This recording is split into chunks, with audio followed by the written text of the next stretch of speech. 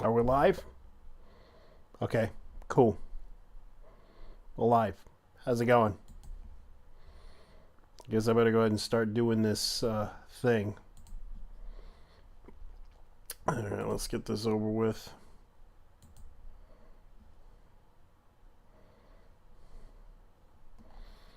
Let's see what's going on. What's going on? Are we live? Are we live? Let's see. I don't know. Let me go ahead and set this up. See how everyone's doing. I don't know. It's probably not working correctly, but you get the gist of what's going on. All right, let's go ahead and watch this video. How's it going? Let's start this live stream tonight, and this video that started this drama with Lilly Orchard. I guess I'm going to go ahead and talk about this because this is the video that kind of is copyrighted, but I'm doing this under fair use. So I'm going to try to commentate as best as I can, even though I suck at it. I'm going to go ahead and talk about this video because Lilly Orchard said some things that kind of upset the anime community about Delicious in Dungeon, which she kind of said some things that kind of upset some people. So I'm going to go ahead, because honestly, I never watched Delicious in Dungeon, to be honest with you guys. I never watched the anime or read the manga, and I'm just being honest with you. I mostly get into other animes. Lately, I just finished up on that one anime about magical girls, gushing over magical girls. Yeah, that anime, which I kind of did leave a review on one of my live streams that I did. I kind of said, if you're not a lesbian, if you don't think that men can't be lesbians, then you're homophobic. Yeah. So, yeah, that's right. If you don't think men, because I already said in my review, if you think men can't be lesbians, then you're a bigot. That's right. For liking that anime. I don't care if you call me the other word, but I kind of did like the anime because it was so wrong. It's like Boku no Pico on steroids, but you can't believe it was so wrong. It's lesbians this time. Instead of homosexuals, it's lesbians. That's right. This whole anime was a bunch of lesbians. With gushing over magical girls. Anyways, let's go ahead and watch this video. I'm going to go ahead and watch this video anyways. I'm going to go ahead and share this out there to the community and put out this anime because I'm just kind of busy doing something. I got to go look at this. So, I'm going to go ahead and talk about this situation. Let me go ahead and begin this video. Let's go ahead and do this, so let's go.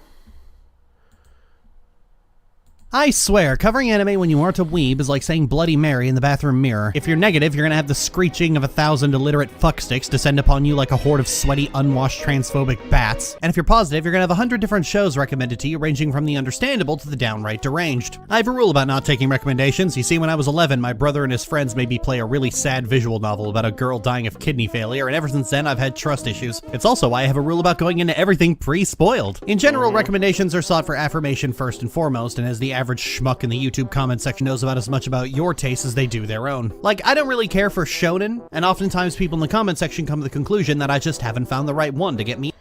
The average schmuck. What is he? What is he, Jewish? I don't know what to tell you guys. He's like, into it. But shonen has been around in North America since I was 3 years old. I've seen plenty of it. I just don't like it. You know what I do like though? Old shit. You ever actually sit down to watch Princess Night? Or Astro Boy? They're a trip, I tell you what. Hell, I started watching Princess Tutu recently. No, I watched Guy King, which is an old 70s robot show, which was reprinted. Even the Gigantor, aka Tetsunushin 28, if that's how you pronounce it. Just because one of my friends adores it, and I absolutely adore them to the point I consider them family, so I want to join in the things they like. And on top of that, I'm always too hasty. Like PK and Lilly say I talk like a duck, so I'm weird. I mean, don't you think I'm weird? Shoot, even I think I'm weird. I don't. Huh? You don't think I'm weird? I don't.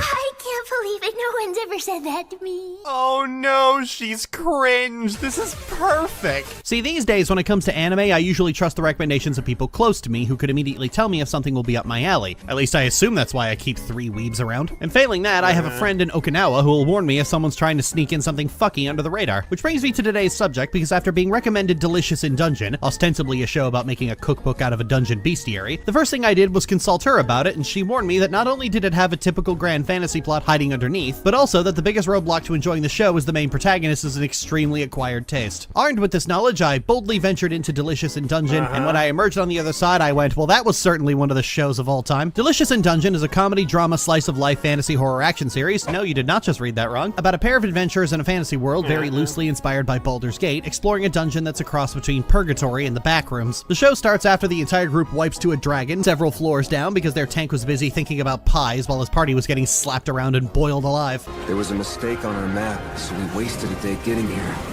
Then we lost 3 days of food in a trap we fell into.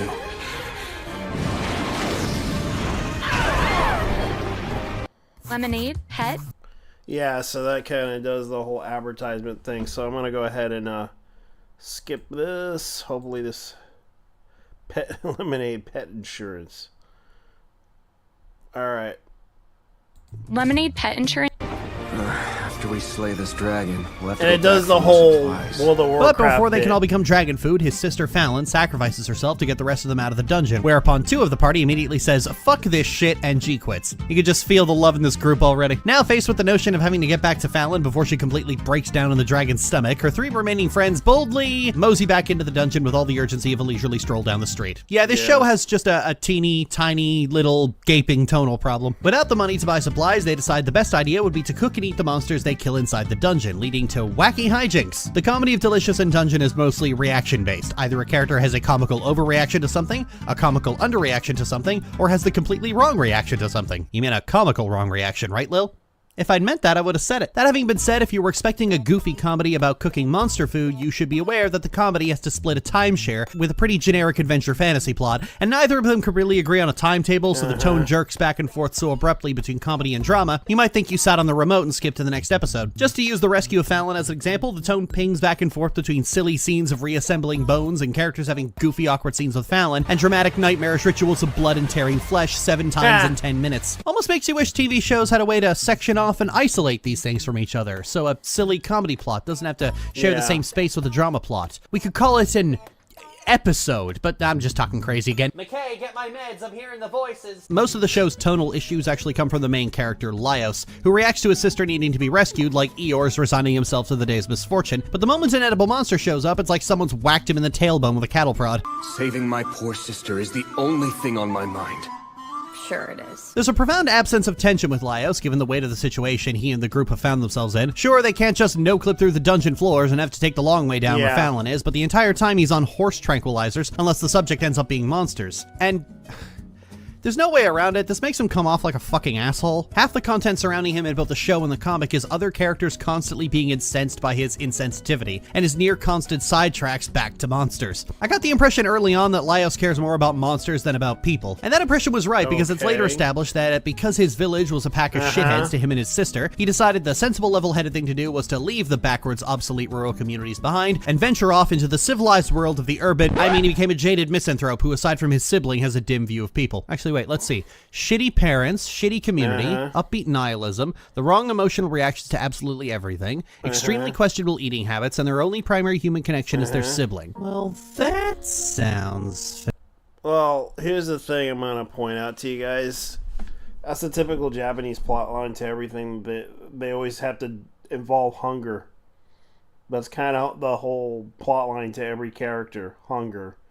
They always have to eat something. Like, you notice, there's one anime in particular that does this.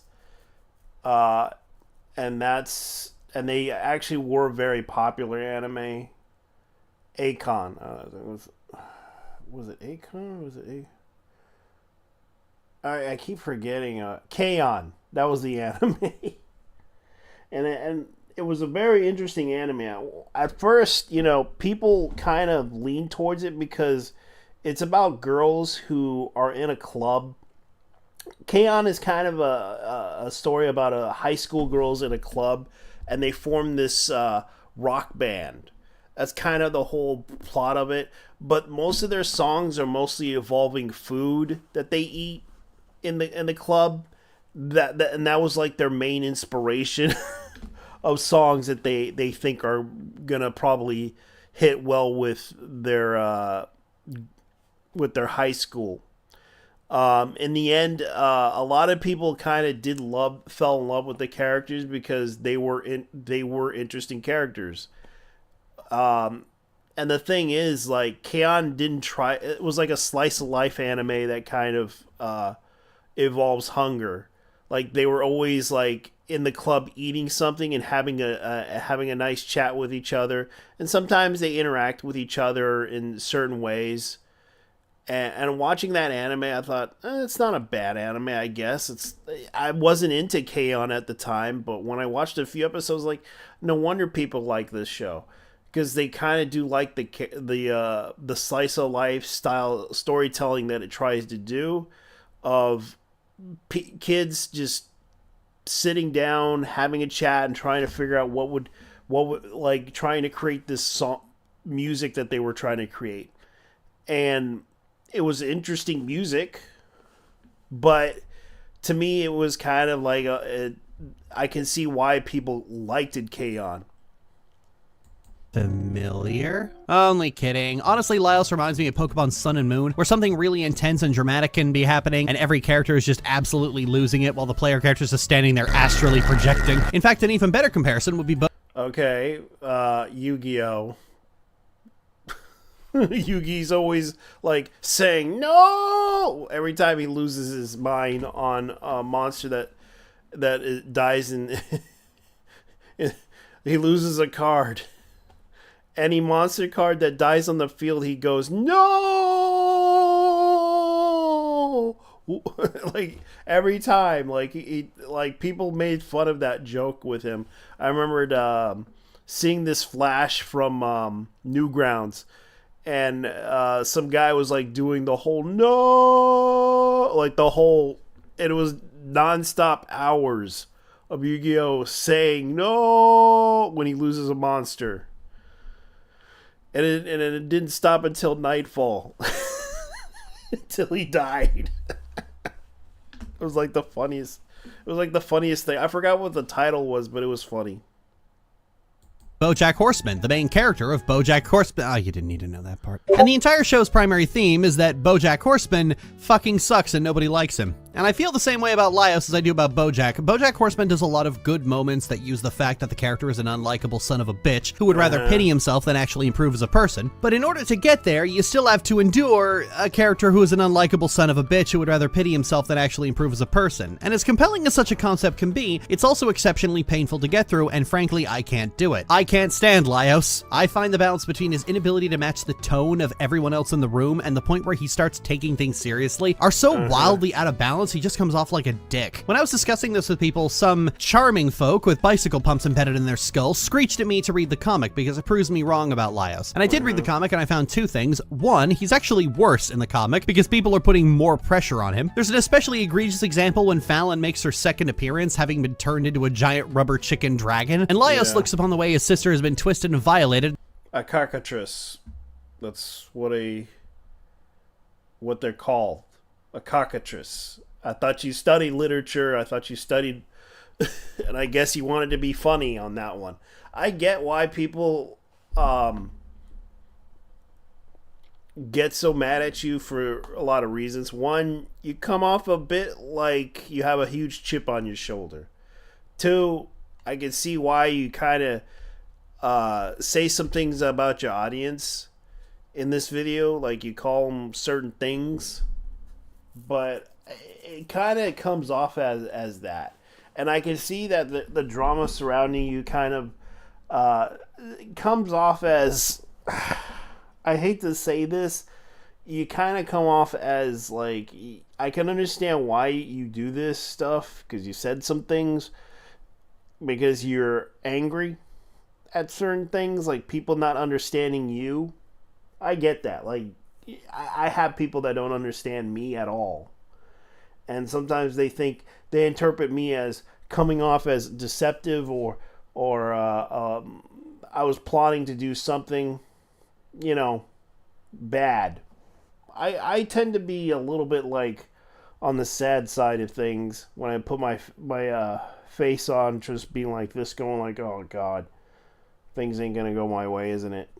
Type of situation. And I get it, like people will perceive you as you are, but the character here is just like struggling to understand things. Like he's trying to figure out a better way because he's like a tank and he's not intelligent enough to figure out a lot of things, especially interacting with people. Like he has a lot of pressure trying to do things. Like I get it. Like the guy isn't like there in his head that he's trying to survive. Like he should have known better. Like he's trying to keep everyone alive because it's a huge amount of pressure on him. Because it's his responsibility to to distract the enemy and try to keep the enemy at bay. Because that's the whole point of a tank, is to keep the enemy at bay to where they doesn't harm the other party members, and you have to keep the enemy at bay. Because she's trying to, like, I can see why she kind of compares this to World of Warcraft, especially when she did that whole chat thing. But World of Warcraft kind of has its bounds of trying to draw aggro. They try to, like, I understand some people kind of like, a lot of people kind of like it because it was kind of like Dungeons and Dragons because of the whole cookbook thing. And because Dungeons and Dragons released a cookbook, and I wasn't into that because it's just like, I don't really think I want to get into that stuff. I understand this was kind of done by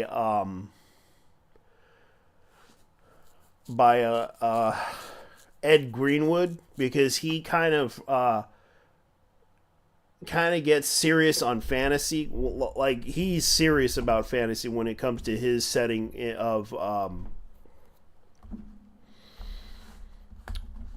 Forgotten Realms. If you read his book series, I recommend looking up Ed Greenwood. Even though there's a bit of drama surrounding him, he's a great writer.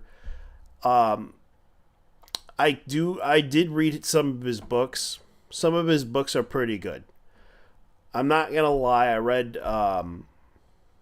Elminster books for a while. They're okay. I still haven't finished up on that series about his daughter though.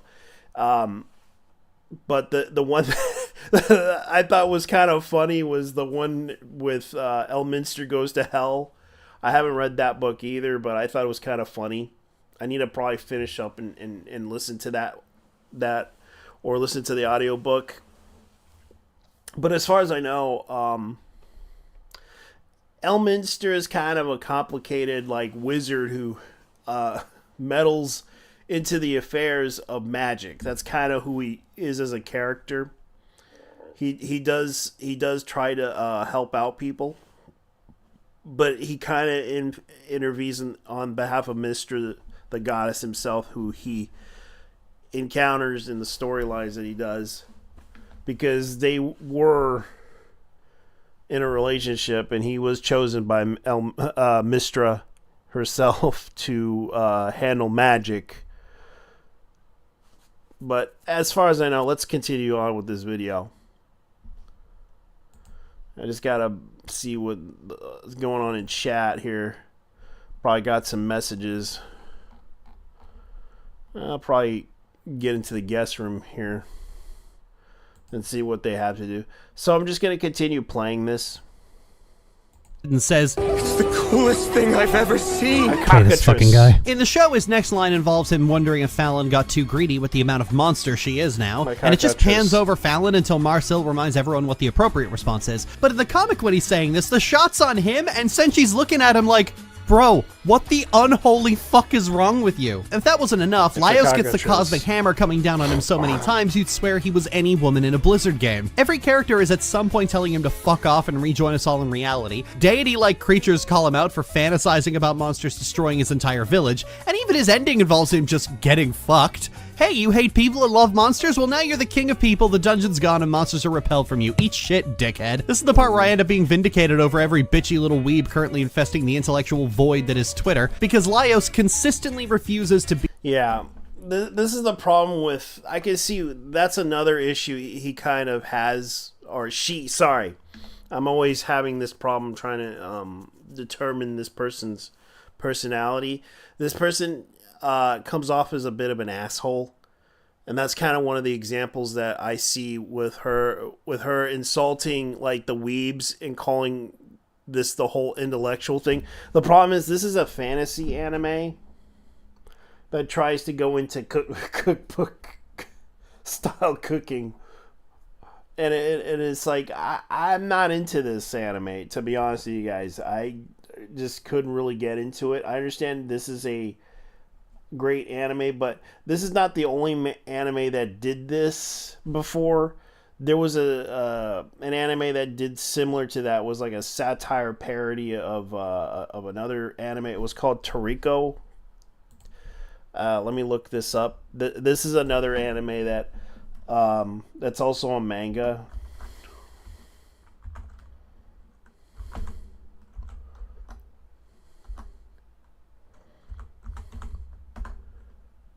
Let me see, Toriko. Yeah, here it is. Toriko. Yeah, because it was done by Misato Shima Bokokoro, who did a manga which a lot of people seem to forget about. And they think Dungeon did this, but no. This is kind of like a parody of Dragon Ball Z, because you notice the orange outfit. Like, this guy basically hunts down creatures in order to make food out of them. This is nothing new. Delicious Dungeon wasn't the first to do this. Toriko did this, basically hunting down creatures in order to make food out of them. Like, you never seen this anime before, and it was actually a really good shonen comedy series that I thought was entertaining. And some people seem to forget that this thing exists. And yet they act like this is the, like, Delicious in the Dungeon is the first anime that combines D&D with food, with recipes for food to make monster. Like, this is not the only one that does this. This is the anime that did this.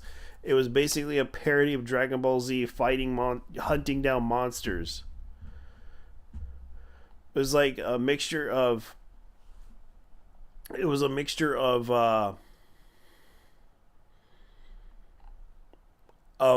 Hunter x Hunter meets Dragon Ball Z meets because it's like a comedy. And it was like one of the few animes that were very popular because it was basically about a guy who likes to eat... Like, they cook the monsters that they kill. Like, no joke. That's what the anime was all about. fighting monsters, and also like it even has its own little video game too. But I guess some people kind of forget that anime and they move on to the next one, which is kind of what the typical Gen Zer does. And Lilly doesn't even know that this anime exists, so you kind of could have made a comparison to that, Lilly. That's kind of the other thing you should have done. Because it's not the first anime that does the whole food genre thing. Be a better person, and as punishment, he just takes L for the rest of time. Like, that's his lore. But wait, Lilly, if this is intentional and he gets fucked, what's your problem? Well, the part where he gets fucked is over 70 chapters into the comic. Ooh. Yeah, that's a long time to have to put up with Laios, and the moment where his character shows redeeming qualities are few and far between. There's a point where Laios tries to justify... Yeah, so the guy basically did a spoiler alert. So, this is kind of like the Conan ending. Conan the Barbarian ending. He sits on the throne. You probably never really, Lilly probably never studied literature that much as she believes to be, because the guy got the Conan the Barbarian ending. Ends up on the throne. Sitting there and doing the pose and everything. Yeah, that's what happened to Conan the Barbarian. Everyone thought, oh, he got chopped off by Krull the Conqueror. No, no, that's not what happened.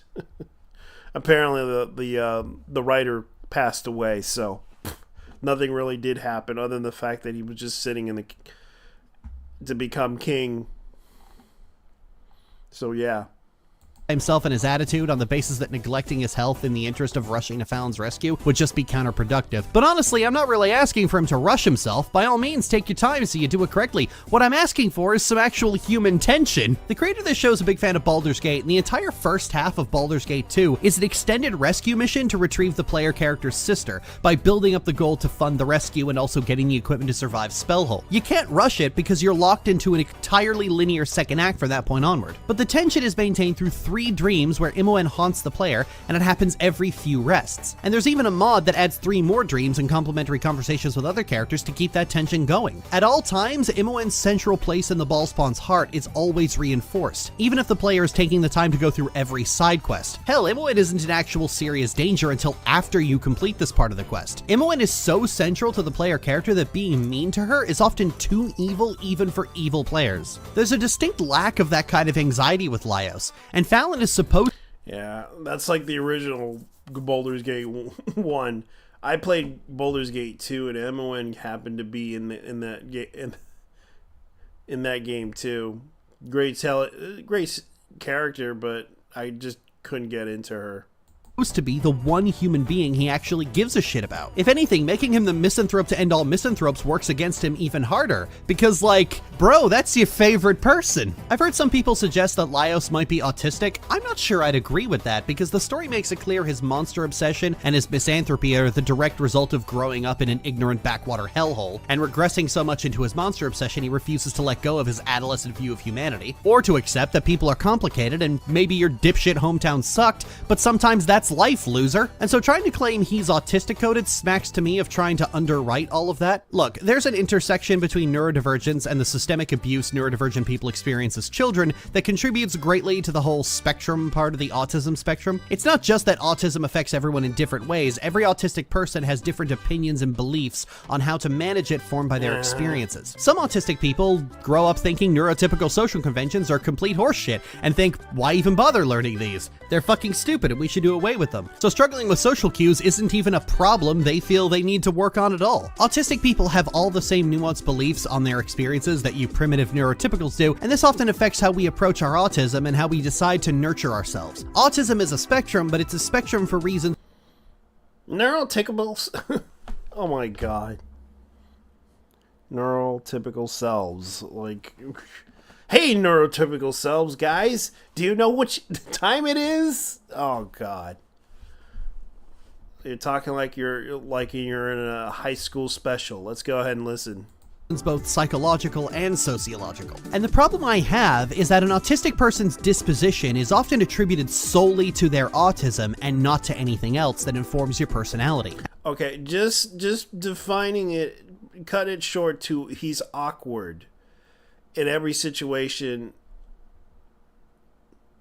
or he's a dumb idiot.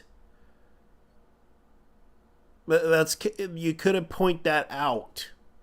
But instead, you had to put out this long dribble about this. He's just...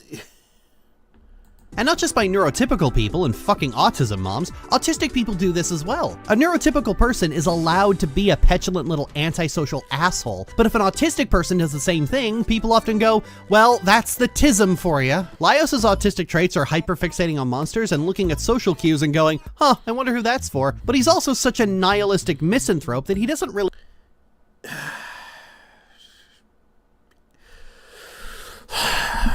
I'm gonna compare him to another character that I know, and it's a mecha anime that I seen before.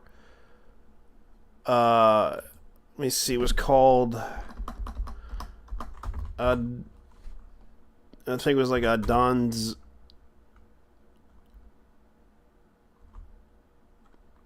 It was a Donzo Zero. No. Let me see. Was it the anime? No, it was a Lon Zero. I can't remember that anime. It was like a mecha anime that had an autistic coded character. Oh, here it is. Alanora. This is the anime I'm talking about. You've probably seen it before. A lot of people hated this anime, but this character was autistic coded, and I forgot his name. Let's see. It was because the storyline behind that was the princess of Mars was assassinated, and this kid basically figured out ways to defeat the enemy by being autistic. I'm not joking. This character was very awkward. It was a very it's a very interesting I forgot it was called Aldunoa Zero, which I can't pronounce. Aldunoa Zero, if that's how you pronounce it. But it's actually a really interesting anime. I watched it myself. I watched up to 2 seasons of it. But they haven't really ended the series yet. I think the manga's still going for this one. But the ending was like he defeated the moon race with his test type mecha that he had. And it was a funny series. Like he defeated every he defeated every enemy with his autistic abilities to analyze the situation, because he knew physics. He knew things that was like beyond physics. Like he strategically tried to defeat the enemies with strategy. And it was an interesting anime. Like he kept using this test type because he was so used to it. This test type, because this was a trainer mecha that he used, and it was easy for him to use because it was more his style, and defeating the enemy with live rounds. Like, he practically didn't have to defeat the enemy with live rounds. He basically defeated the enemy with intelligence, and that was kind of his and he was like very obsessive about it, to the point that he had to use mathematical strategy of physics to defeat the enemy. And I watched this anime before. Great anime. Highly recommended, even though most of the Gen Zers don't like complicated animes like that. But as far as I know, Lilly, for example, probably will never watch those animes because they're terrible for her. and possibly not good for her mental health, according to her. Really care to address or consider either of those things, which compounds both of those issues. Not least of which being that he's reached the age of 26, still clinging on to an idea about humanity born from being a miserable teenager in an egg-ring backwater hellhole. It's this idea that autism is some kind of personality override rather than a single part of a greater whole that informs your personality that I've always found deeply troubling. You have to be the kind of person who thinks checking an autistic person for being rude and inconsiderate is inherently ableist, and I've never met anyone who sincerely believes that who wasn't the one getting checked and was upset about it. Not to commit a grave mortal sin in the eyes of the inbred hicks that infest Twitter and say something positive. Okay, now I see why people don't like this person, Lilly, because she kind of did insult the people that she calls inborn. She mentions inbred hicks as an insult to everyone on Twitter. Like, everyone on Twitter. Like, I get it. Like, people don't like Twitter, but calling them that, she called them inbred chick. Like, I'm gonna show you. Like, she basically said this. One getting checked and was upset about it. Not to commit a grave mortal sin in the eyes of the inbred hicks that infest Twitter and inbred hicks. That's another insult that she put inserts into the video, calling people on Twitter inbred hicks, which you probably don't know them, but you kind of mentioned them, and you're like, this is the problem. Now I see why people are upset with you. Now I see why people ridicule you all the time, because you keep making insults, calling them idiots, and every time because of the fact they don't like what you like, and you have to understand, people have different taste. They're not like you. They're not like me. They have different taste in different things. Like, I like bad movies, for example. I think, because I remember watching Shark Tornado, for example. I thought it was an entertaining movie because my family and I watched it together, having to see the sci-fi marathon of it. And it was entertaining. All we could do was laugh at that movie because it wasn't very serious. It tries to entertain people's minds in a stupid way. It was entertaining. But okay, let's go ahead and move on to what he's trying. This person is saying, I keep making mistakes and I apologize. So let's continue. And say something positive about the Big Bang Theory, but one thing I always liked about that show is that the characters are always checking each other without it severely impacting their friendship, showcasing that even in moments where they're cross with each other, they still care about each other enough to want their friends to be the best possible versions of themselves. You can okay. You know what Big Bang Theory reminds me of? And I'll give you a hint. It's called the title of the movie, Thank You for Being a Friend. That's what it reminds me of. Like, the theme song for it was Thank You for Being a Friend. So can anyone guess?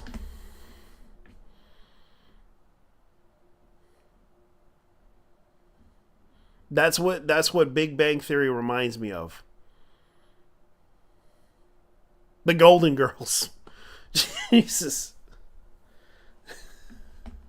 So let's continue.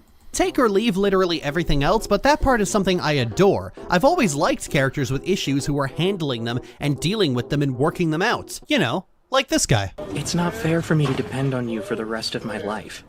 At least not as much. Yuri Breyer is a character with a lot of deep-seated emotional and psychological issues, even more than Laios, most of which are directed at Yor. But he is always trying to make sure that is never Yor's problem to deal with, and I find that commendable. And Laios behaving the way he does in the mid-levels of the dungeon is one thing, but the point where I said, fuck this guy, was when he looked at his sister, saw the way she'd been violated, and went, well, that's cool. You compile all the context onto it that you want, it doesn't change the fact that that's a lot. That's a lot for what was supposed to be one of the more... A female cockatrice. lighthearted shows on the market. I know he gets called out on it, but it's still just a lot. I've been doing this job for a long time, and over the years I've encountered characters and even entire works that asked a lot of me of what I'm going to put up with on the promise of payoff later. And I've been able to do that to an extent. It's not often that I just write a character or work off completely, and usually when I do, it's because they just ask me to put up with too much. Characters who just won't learn their lesson, characters who rely on authorial fiat to succeed, characters who change personalities at the drop of a hat because their writers can't make up their minds, characters who cross the line into just being unpleasant to watch regardless of their place in the story, and characters who just fucking suck. And I'm honestly at my limit. I mentioned earlier I don't take requests, especially regarding anime. But a dirty secret there is that there is a way to get me to watch a given anime, and that is to be someone I love. My wife loves Digimon, and because I love my wife, I watched it with her, powering through the early bits where everything is really awkward, and we eventually came to an episode that really speaks to this particular issue. It's called My Sister's Keeper. In this episode, Kari falls ill while they're in the digital world. They have to find medicine for her. The entire episode is Tai and Izzy trying to find that medicine in a digital city, but the longer Tai goes without success, the more anxious and unstable he becomes, to the point he lashes out at Izzy over it. I actually like that this is so unusual for Tai that Izzy's not even mad. He's just like, the hell's going on? And when he calms down, he has to explain that when he was younger, he almost got Kari killed because he disregarded her health in order to play soccer. And then... Of course, it does this. It just does this every time with that ad. That's what I hate about this. Oh man. Me is what she said when they brought her home from the hospital. The first words out of her mouth. Ty, I'm sorry I can't kick the ball very good. You'll probably never want to play with me again. That's her. That's Kari. She never thinks about herself. It doesn't matter if she feels bad or she's bummed out about other stuff. She's always worried about the other kids. She wouldn't be sick. She'd be just fine if she never came to this stupid place. But she came because she knew that we needed her help. She never thought about what she wanted. Yeah. She never does. Because she cares. She's a kid. I'm her big brother. I'm supposed to look after her and protect her and think of what's best for her. That's what I'm supposed to do! This one event when he was 8 years old had a deep and profound impact on him, both for good and ill, and throughout this episode he's reliving what is probably his worst memory. It's happening again. Tai is racked by guilt, but also deep and sincere love. I was honestly surprised this was happening in Digimon of all things. The love and adoration between Tai and Kari is the best part of the whole series, and I bring this up because Tai is quite similar to Laios. Singularly focused, impulsive, rash, kind of an asshole at times, hyper-fixated on one or two topics, and with an inflated sense of self-importance. But the thing is that Kari is always the exception. Kari is where Tai shows himself to be responsible, dedicated, loyal, loving, and That's because she's around. Always around. Like she's in the digital world with him, and that's why he has a burden to take care of her, because he feels responsible for her. He doesn't want to see her pass away in front of her. Like Lionel, his sister passed away and died, and he has to deal with the fact that he was hoping that if he continues going down the dungeon, he would eventually hope to find a way to save her in some way. And I wish this was a side we got to see of Laios. Hell, I wish this was a side we got to see in siblings at all, because the way people write sibling relationships has been inserting closer and closer to mutual toxicity for a long time. I doubt anyone who likes Laios would argue it would be worse. Some people have argued this all makes sense for the character, but if Laios had been outwardly emotionally invested in Fallon's safety, would any of you have been saying, oh, this is bad, I'd have preferred if he was emotionally numb? The comic is just loaded with moments where Laios keeps pissing other characters off and they keep having to yell at him for his complete obliviousness, and after a while it just gets weird the longer he goes without learning his lesson. All I'm saying is maybe we could take half of these and swap them out with more of, I'm glad you're safe.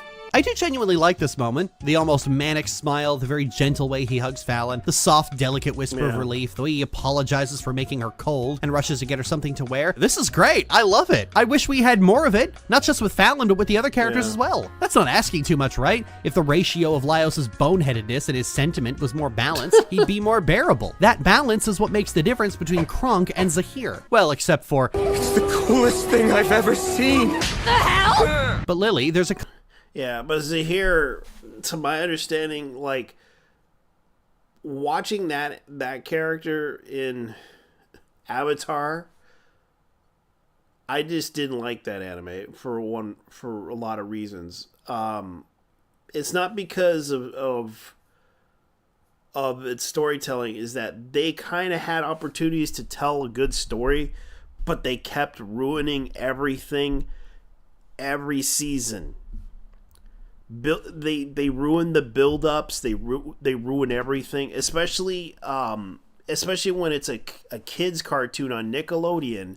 They had to kill off the queen, Bong Sing Se, for no apparent reason other than the fact to build up a storyline to where she has to fight the anti Avatar. In order for the villain to become the most powerful being ever, which I didn't like, and I thought it was a pretty stupid plotline because the villain was interesting, but they ruined it, especially with her failures and everything that she had done. It was really it kind of went dark. And it wasn't really a good... I wasn't really enjoying that anime at all. And to be honest with you guys, I didn't really enjoy I liked the first Avatar because it was always adventure and it explored an interesting world and culture. But Korra, the Last Airbender, really did not impress me because... It kind of, I understand it was trying to go into the modern times with the Industrial Revolution, but I just couldn't get into it. It just felt bad. It just didn't really hit well with me because every plot line kind of goes off the window, out the window, and into the fire. That's kind of how I felt about Avatar: Legend of Korra. Clear and obvious reason he's like this. So? A lot of crappy characters have reasons they behave the way they do. I'd be hard-pressed to find one that doesn't. Fucking Ashley Graves had a reason for behaving the way she does. It was neglect and social isolation. Does that mean I'm not allowed to call her a shit character now? Actually, viewer, don't answer that question. Modern media critique is so fixated on intent over execution because finding the intent is a lot easier than examining the execution. So as long as someone has a reason they're doing the things they do, people act like that makes them automatically good. I've had my criticisms of a lot of things dismissed on the basis of intent. Whether that intent itself was good or they actually managed to pull that off is ignored because it's too difficult to figure out. And these are often the people who will accuse you of media illiteracy if you commit the mortal sin of disagreeing with them. They're also the same people who scream let people enjoy things when media critique has to exist in their vicinity. The show's quality pretty much lives and dies on Laios. And again, brings up that whole issue about media literacy again. So let's continue. If you like him and are willing to go through his backstory, this show will probably seem like the best show ever made, but if you don't, he's the biggest, most obstructive roadblock to everything you do like. So if you don't like characters like this show is going to be very tedious to watch. The BoJack Horseman comparison works the best. In spite of his flaws, you have to like BoJack Horseman enough to reach the point where BoJack Horseman smacks BoJack Horseman for being BoJack. Here's the problem with BoJack Horseman. BoJack Horseman is an alcoholic and a drug addict. Does the other one use drugs and alcohol? I don't know. You tell me. You watch this anime and I didn't watch this anime. So tell me, because that's the only difference. Because he abused the drugs. He abused it like he was abused as a kid too. And that's what BoJack Horseman was. Like he was a fucked up had a lot of flaws character. Jack Horseman. Okay, mommy, Wrecker is skipping. So getting away from Wojak Tallman, let's move on to the other significant character and the one who is actually good. Marcil, the elven mage, because it's always a mage, an elven swordswoman would just be absurd apparently, is Fallon's best friend and whose sanity is hanging on by an absolute thread. Unlike Laios, Marcil thinks that eating monsters is disgusting because everything about how she's been taught about safe food makes the idea of eating slime completely anathema to the idea of wanting to live. And so for the first half of the series, she provides most of the comedy, being the only sane woman in a pack of absolute psychopaths. Takes me back to when I was 14 and my girlfriend forced me to eat sushi, and everything I've been taught about safe food up to that point told me that raw meat was bad, and also you're giving it to me, so you probably laced it with poison. Yeah, it was good, but I had to take about 10 minutes to swallow the initial instinct to not eat something I'd been taught to equate with danger. I think a lot of people are often hesitant to try new foods at first, even if they're super open-minded. That first bite's always gonna take some mental preparation. Although that... Yeah, I tried sushi before. I tried raw fish, and I never thought, hey, it tastes good with sauce. God damn. yeah, it tastes good with certain types of sauce that you could use, and I didn't realize like soy sauce tasted pretty good with it. And yeah, it really gave me a good palate of flavor in my mouth when you taste it. Having been said, you will never convince me to eat blowfish. I am a terminally unlucky woman. Marcil is the best part of the show. She's a much more grounded person, ironically. And she's actually quite genuinely funny. Furthermore, she's averse to the tone issues Laios drags around with him like a trail of vaguely confused ducklings. She has all the tension and anxiety about Fallon I wish the other characters would, and she actively works on herself throughout the show and grows the most as a person. But granted, she didn't have much competition there. Fallon's absent for most of the story. Chilchuck, I don't actually pay much attention to Chilchuck, honestly. I'm mostly focused on the other two central characters and their mutual motivation. And Laios and self-reflection go together about as well as Israel and other people's territory. At times, Marcil seems to have a much closer bond with Fallon than her own. Bringing up politics, huh? Inserting the politics. That's the typical lefty stuff. Brother does, as she shows Fallon such a level of concern, care, and affection that a lot of people looked at them and went, oh, they're gay as shit. I don't care if you've grown, you're still a runt in my eyes. In fact, scenes of Marcil and Fallon in that mandatory anime fan service bath scene got a lot of people believing that they had sapphic tension and probably decided to watch the show for that alone. I know my wife, in the same sapphic blinders that made her watch Arcane, was about to do the same thing before I told her the truth.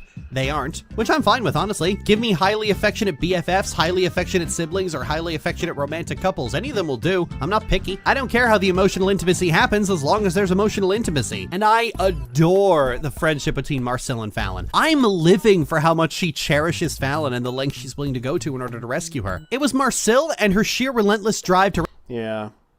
I can only tell you this right now. When it comes to the pairing couples together, they always have to pair couples in a really bad way, to the point that some of them, like the Rilo fans, for example, you remember those people? They had to go that far into harassing real life people in order to pair them up together in order to hope that they would have a relationship, which kind of gets to the point that, you know, we find out that Adam Driver was married, and they went out of their way to threaten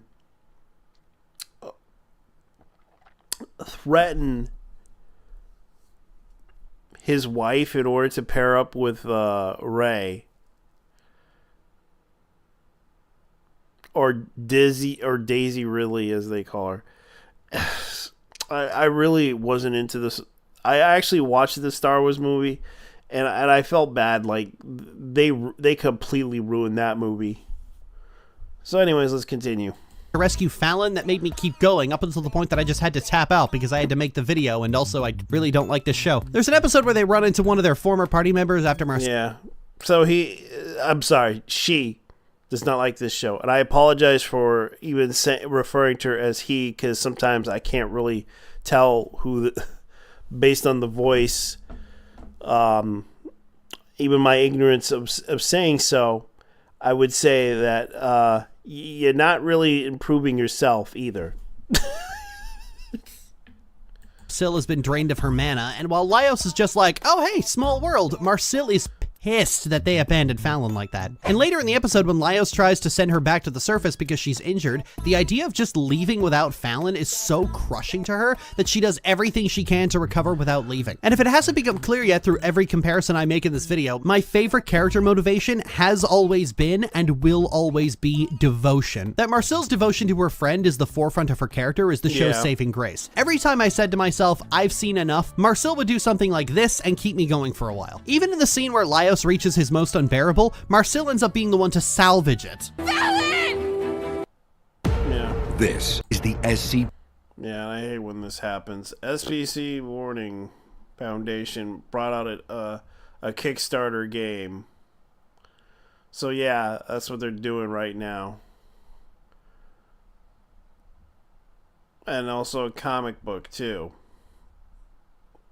So they're doing it. Oh, so they're doing that whole thing.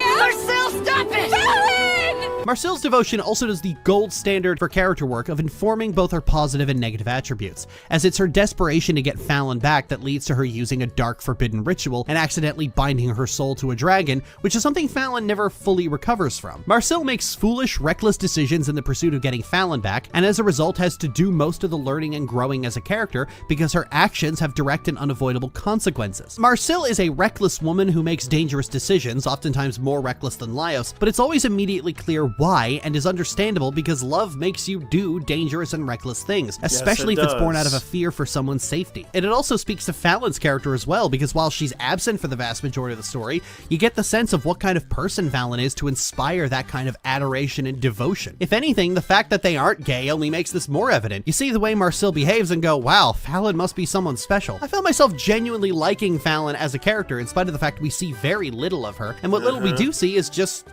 kind of tropey. I mean, she's a soft-spoken priest, she's just very generically nice, she refers to Laios as brother instead of his name. Like, I'm almost positive Fallon was created by opening up Final Fantasy XIV and clicking randomize. But that doesn't matter, because Marcel's affection and concern for Fallon ends up making me adore her character in spite of that. I don't even care that she isn't that deep, because I haven't seen as much of her as Marcel has. Whoa, hey! My main issue, however, is that Marcel is often made the butt of the joke. She's the only sane woman in a group consisting of one of the guys from Epic Mealtime, someone they picked up in the LFG channel, and Commander Tuvok. So oftentimes her honestly very reasonable reactions to every weird thing going on in the dungeon comes off like the ramblings of a pampered princess. Hell, one thing I heard in my Discord server is that the reason nobody acts with any sort of urgency toward Fallon is because death isn't permanent here, and that's made everyone jaded. But Marcel rips the sheet off that facade because she's not nearly as jaded as everyone else is. Death might not be permanent, but if the body can't be found or is destroyed, it certainly is. And Marcel knows this, but she's often treated like the one causing most of the problems. Big bats and giant rats. I'm not eating unhygienic things. Forest goblins. Same with demi-humans. Living armor? Metal.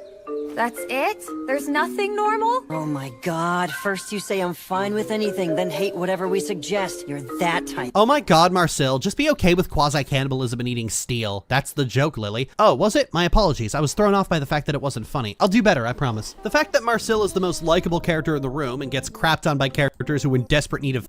Of course, this is the theme of the whole series. It's a comedy, but at the same time, it's a seriously dark story that basically them exploring and dungeon crawling into a dungeon that has a lot of dangers. In order to survive, they have to eat all the monsters in the dungeon by cooking them and preparing meals by using them as a resource to survive. Yeah. It would be an interesting RPG, but at the same time, I can imagine them making a JRPG out of this thing, and I can see that in the near future. Even though the series ended, I don't even know if they're going to get another season or possibly a movie, but we'll see.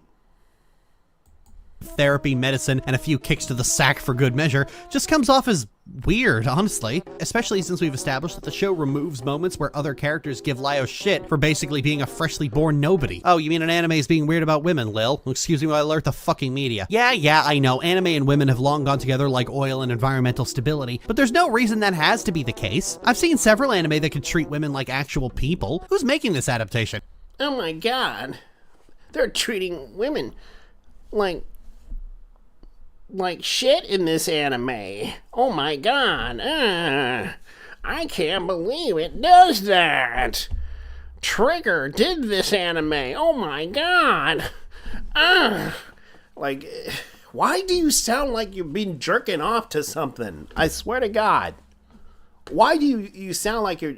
Oh, yeah, baby. Yeah. Yeah. Yeah. Yeah. God. You sound like you're jerking off. Stop sounding like that, buddy.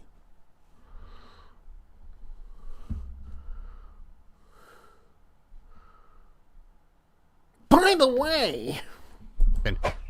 You know, on reflection, I should have known that sooner. There's a bleeding, screaming woman ripping her shirt off. Of course it's Trigger. But the way Marcel is treated in general just rubs me the wrong way. Yes, it's Trigger. They make anime for an audience that wants to see girls in a way that you would not believe, like Kill la Kill. And sadly, you have to understand that they came from the DNA of another studio that is no longer going to be around forever, which is Gynex.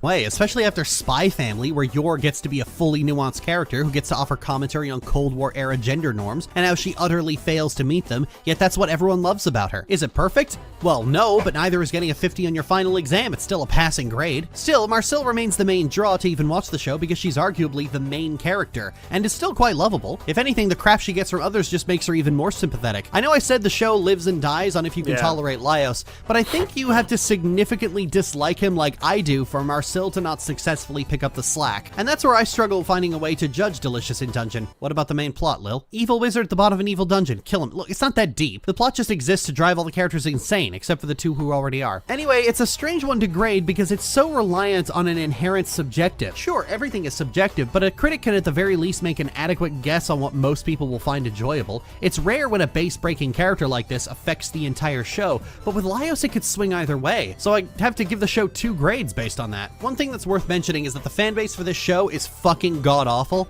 Yeah, I know weebs have always been somewhere between Eric Cartman and the guy from Fight Club in terms of their ability to exist with other people, but fucking hell, this is the second time making this video because the first one was a lot less gentle, and it was like stepping on a wasp's nest as the most feral, angry pack of lunatics did everything short of doxing me in their outrage. It was because of the... Yeah, I recommend you wouldn't do that. Because that would also cause a lot of them to know, oh, it's confirmed. Like, oh, they found your address. You shouldn't be mentioning that in the video because it would just draw in more attention. And they would possibly even do it more and continue to do it more because of the fact they don't like this review. And after listening to what you have to say here, I can see that you have a huge chip on your shoulder and you're continuously insulting everyone's minds because they don't think the same way as you do because of the fact that you see everyone that is possibly, you call them probably stupid, retarded, or something like that. I get where you're coming from here, buddy, but I admit I even do this too. I'm guilty of it. But when it comes down to it, you come off as a bit of an asshole in this video, and I apologize for referring to you as he, because I can't get past the voice for a moment. I understand you're trans, and I'm not going to try to, and I apologize for that. But as far as I know, when it comes down to the review of what you say about this video and about the anime itself, there is a fan base to this. I guess you don't like that fan base. I can understand there's even the Steven's Universe fan base you don't like either because you kind of did, but I can acknowledge the fact that that fan base is toxic. But as far as I know, you want to know a real toxic fan base back in the 90s, and I'm going to say this again, Pokemon.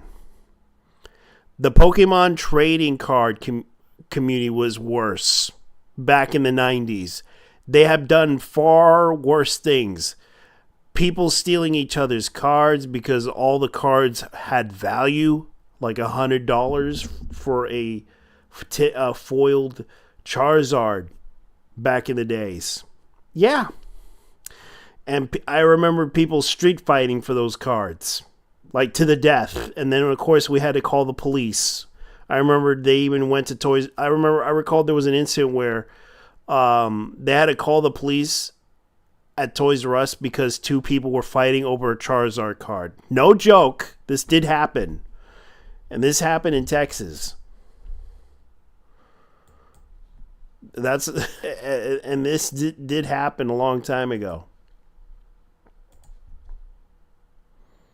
So yeah. That's what happened. Yeah. And I get that people get upset about this, but there are fan bases that are far worse than what you mentioned. And I know from my experience of living through the 90s, I recalled the Pokemon trading card community was worse. Because they were stealing each other's cards over and over, because a lot of them were rare cards, or they just wanted those cards because they couldn't afford to pay for them at the store, because people were extremely lucky. And I can tell you from experience, like, this stuff does happen. Anyways, I'm probably gonna skip over this because I can see why this person is not well liked in the community because of their takes on certain things. Because I get it, like, this person basically is just getting upset about this. So I'm gonna go ahead and move on to another video. Hey, attention, everyone! Sorry about that. As far as I know, there's a lot of people that are talking about the situation with him. I mean, her. I apologize. I can't get past the voice with her because she has this deep voice that sounds. I can understand she's trans, but it's so difficult for me to actually get past that voice because that voice is so damn deep. It's deeper than mine. Like, I can't even figure out why this person. Like, I get that everyone likes her essays and everything, but man, I can't get past the voice. And I'm truly sorry for saying that, but I have to be brutally honest with people. And I bet this person's probably gonna insult me after what I said. But as far as I know, I'm just trying to point out to people. This is kind of the issue. I get that this person's very frustrated and angry at people because I can understand. Like, the thing is, I'm going to point out to this person something, and this is a metaphor. Whenever you throw a rock in the water, does it come back to you? I'm just wondering. Does it, when you like throw a ball to the wall, does it just kind of like, when you get mad, sometimes does it hit back when you throw a ball at a wall and you do it out of sheer frustration? Does it come back to you in a certain way? Like, it hits you on the head, or possibly hit something else, for example? No, I thought so. Anyways, I'm just gonna point out this other video right now. So let's go ahead and get into it. It's about an hour. So I'm going to go ahead and play this one. This one is a sheer hit with the Gen Zers, because right now everyone's talking about this video because this person said, I've been harassed and lied to for 12 years. And I'm just going to listen to what what Lilly has to say. So let's go. Sorry for the stock footage in the background, but this isn't going to be one of those elaborately edited videos that hangs your attention on every single piece. So if you're the kind of person who gets pissy over yapping, I suggest you go jiggle your father's keys to amuse yourself. For those just finding this video because some drama YouTuber just linked to it, my name is Lilly and Valerie Orchard. I'm a YouTuber who does media critique that is predominantly focused on characters and themes. I've often gotten a reputation for being negative based on a minority of my videos, but my work actually takes concepts and ideas and unpacks them regardless of quality. I'm also a survivor of long-term physical, emotional, and sexual abuse that went on from my birth until I was about 26. This is important to mention because I started my channel in 2009 when a lot of this abuse was still ongoing. So I've been working in the public eye and have had my interpersonal relationships scrutinized by the public while while I was escaping my abuse and going to therapy and recovering. And I can't claim to have recovered or healed to a significant degree until I was 28. During that time, many of my old and new abusers have used my often erratic and strange behavior as a weapon against me. I have also been stalked incessantly on the neo-Nazi forum Kiwi Farms and have had my address leaked in multiple places and have even been assaulted in real life. Though I have no proof the assault... Neo-Nazis. It's always the go-to word with these kids these days. Neo-Nazis, they're coming after me. They're coming after me. These neo-Nazis. Happened that wouldn't be extremely invasive to show. Over the years, my abusers, which include former friends who I broke things off with because they were abusive, have tried to deplatform me with increasingly extreme accusations, right up to weaponizing the right wing's rhetoric about trans people and even policing my ethnicity. For the most part, I've attempted to simply ignore these things and move on with my day. But after 12 years, it's reached the point I can't just ignore it anymore and decided to unpack all of this harassment. Granted, this video isn't going to cover everything. It mostly covers the accusations of me being a groomer, the accusations my sister has made, and someone's weird tangent about my heritage. If you're here asking about Madhouse or Iris and Kira or Scars or whatever other project you found in my back dumpster, you're gonna have to wait until another time. This is the important shit. If you're here expecting an apology for me being rude to you personally, well, it is actually here. Skip to the conclusion. Most of this video is taken from the videos of Ethel Thurston, with additional videos by I Love Kim Possible a Lot and Courtney Pete. I will not be showing clips unless they're especially relevant, but I will have the video we're discussing here,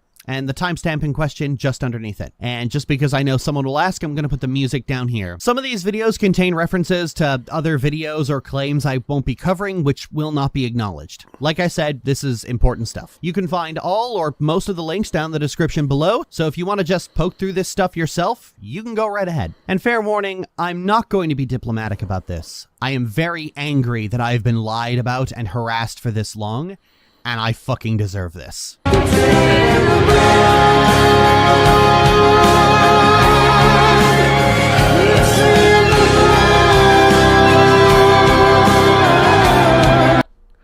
Okay, blood quantum, genocide, heretic, internalized bigotry. Okay, let's go ahead and get into this.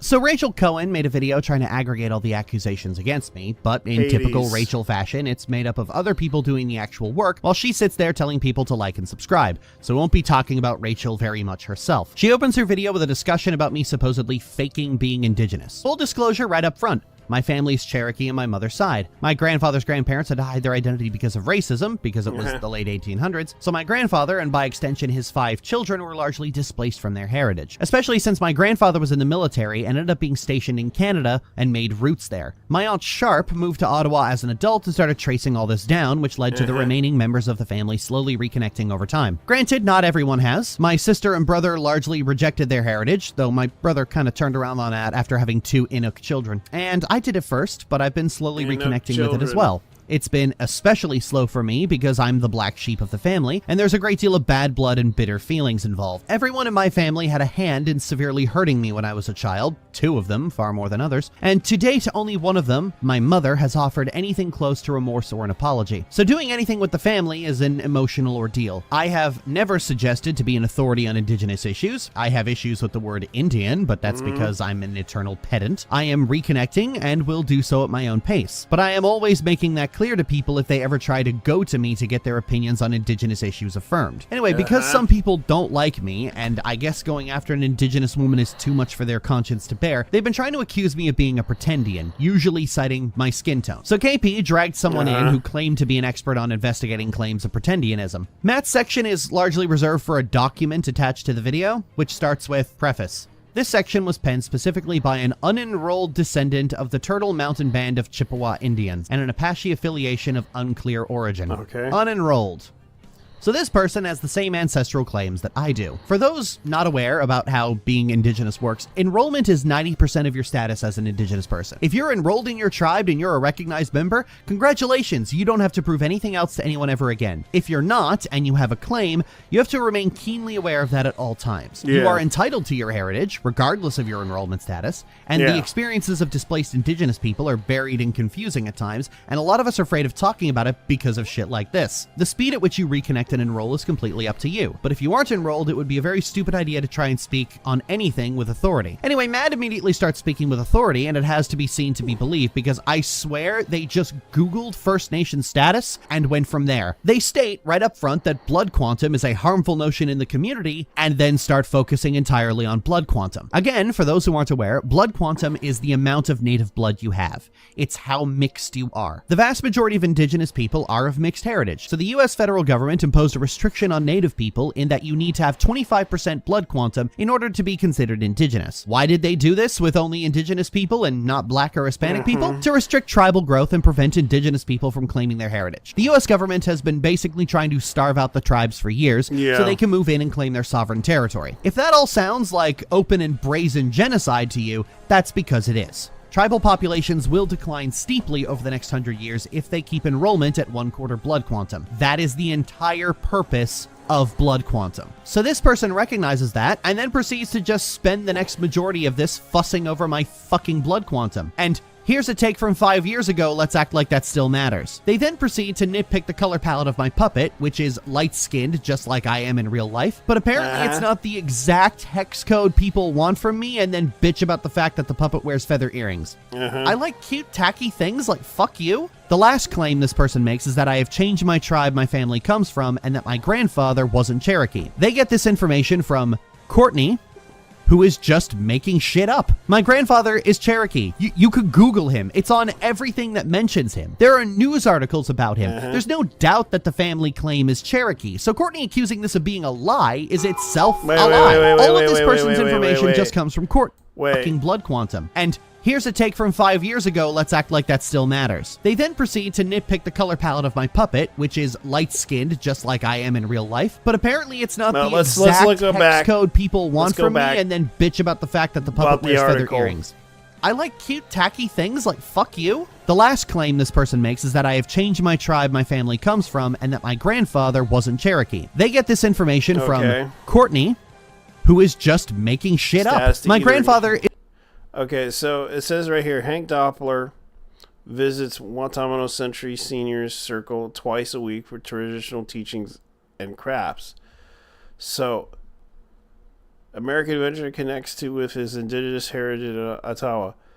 So, he's a Vietnam veteran from the 60s. Yeah, they do exist. I've seen a lot of Native Americans in the military before. Great people. Nice people. Is Cherokee. You could Google him. It's on every... Okay, so it says right here, Hank Doppler spent nearly 2 decades in the U.S.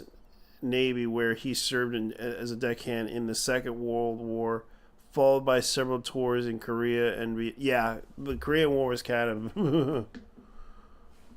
and Vietnam War.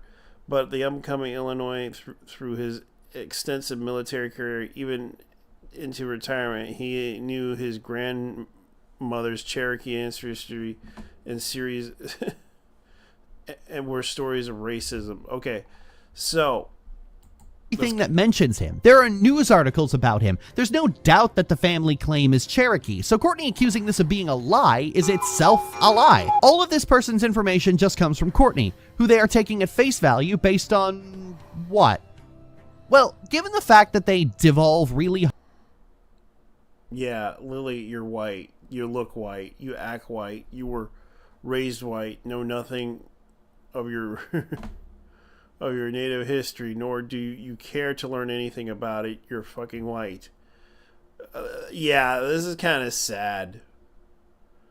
Yeah, this is kind of sad harassment messages that people do. It's just sad, really. Hard into complaining about how I lose my temper with people who bother me about this. They're essentially claiming you didn't keep your cool under years of harassment from invasive randos, therefore you're sus. And hanging on the fact that I have feather earrings, like they're clearly bothered. They're clearly bothered about me, and so are taking people at their word if they reaffirm Mad's narrative. This is why they straight up lie about my grandfather's tribe, because 90% of their claim I'm faking is based on blood quantum, and the Cherokee Nation doesn't use blood quantum. So many of their arguments are based around federal status and not tribal membership. And that's because Mad is an unenrolled indigenous person scolding another unenrolled indigenous person for having the exact same credentials that they do, but who talks openly about the experience of reconnecting with their culture and is honest and upfront about being a displaced indigenous person. Did I buy those earrings because it made me feel the tiniest bit closer to my aunt, who I'm not particularly close with, but who I always thought was really cool?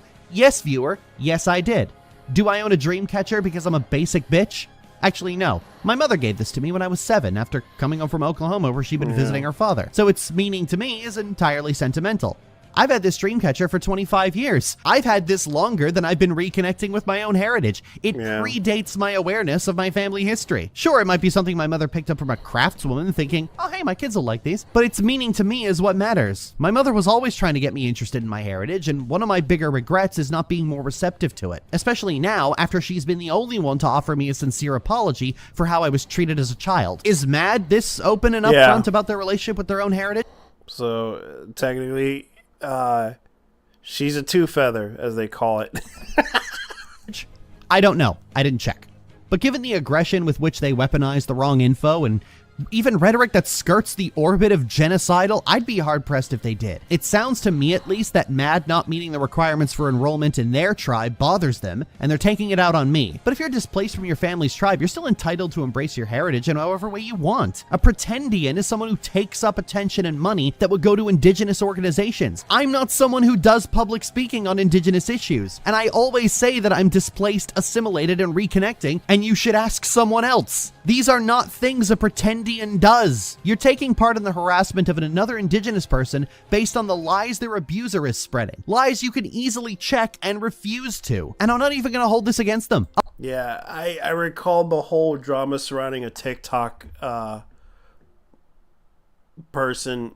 Apparently they were half Cherokee, I believe, and they were harassing this person over the fact that she was half Cherokee.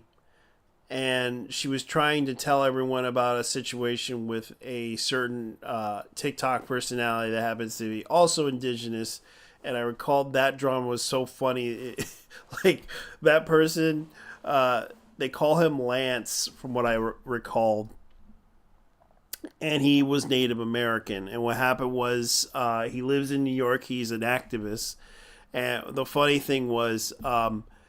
he dated another activist on TikTok, and it was so funny to the point that, we realized Lance is a player, and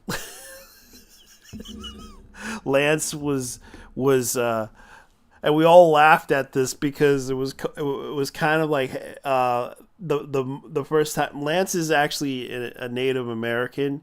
I believe he was Apache. I don't know. Or Navajo, but it was funny as hell what happened to Lance, because and the womb lands thing happened. It was like the drama that kind of went hard, because one of the girls was talking about it and she got harassed for this because she claimed to be Native, but she looked white, and everyone attacked her because she looked white. And it was so bad. Like, she does have like claim to it. She had legitimate claim,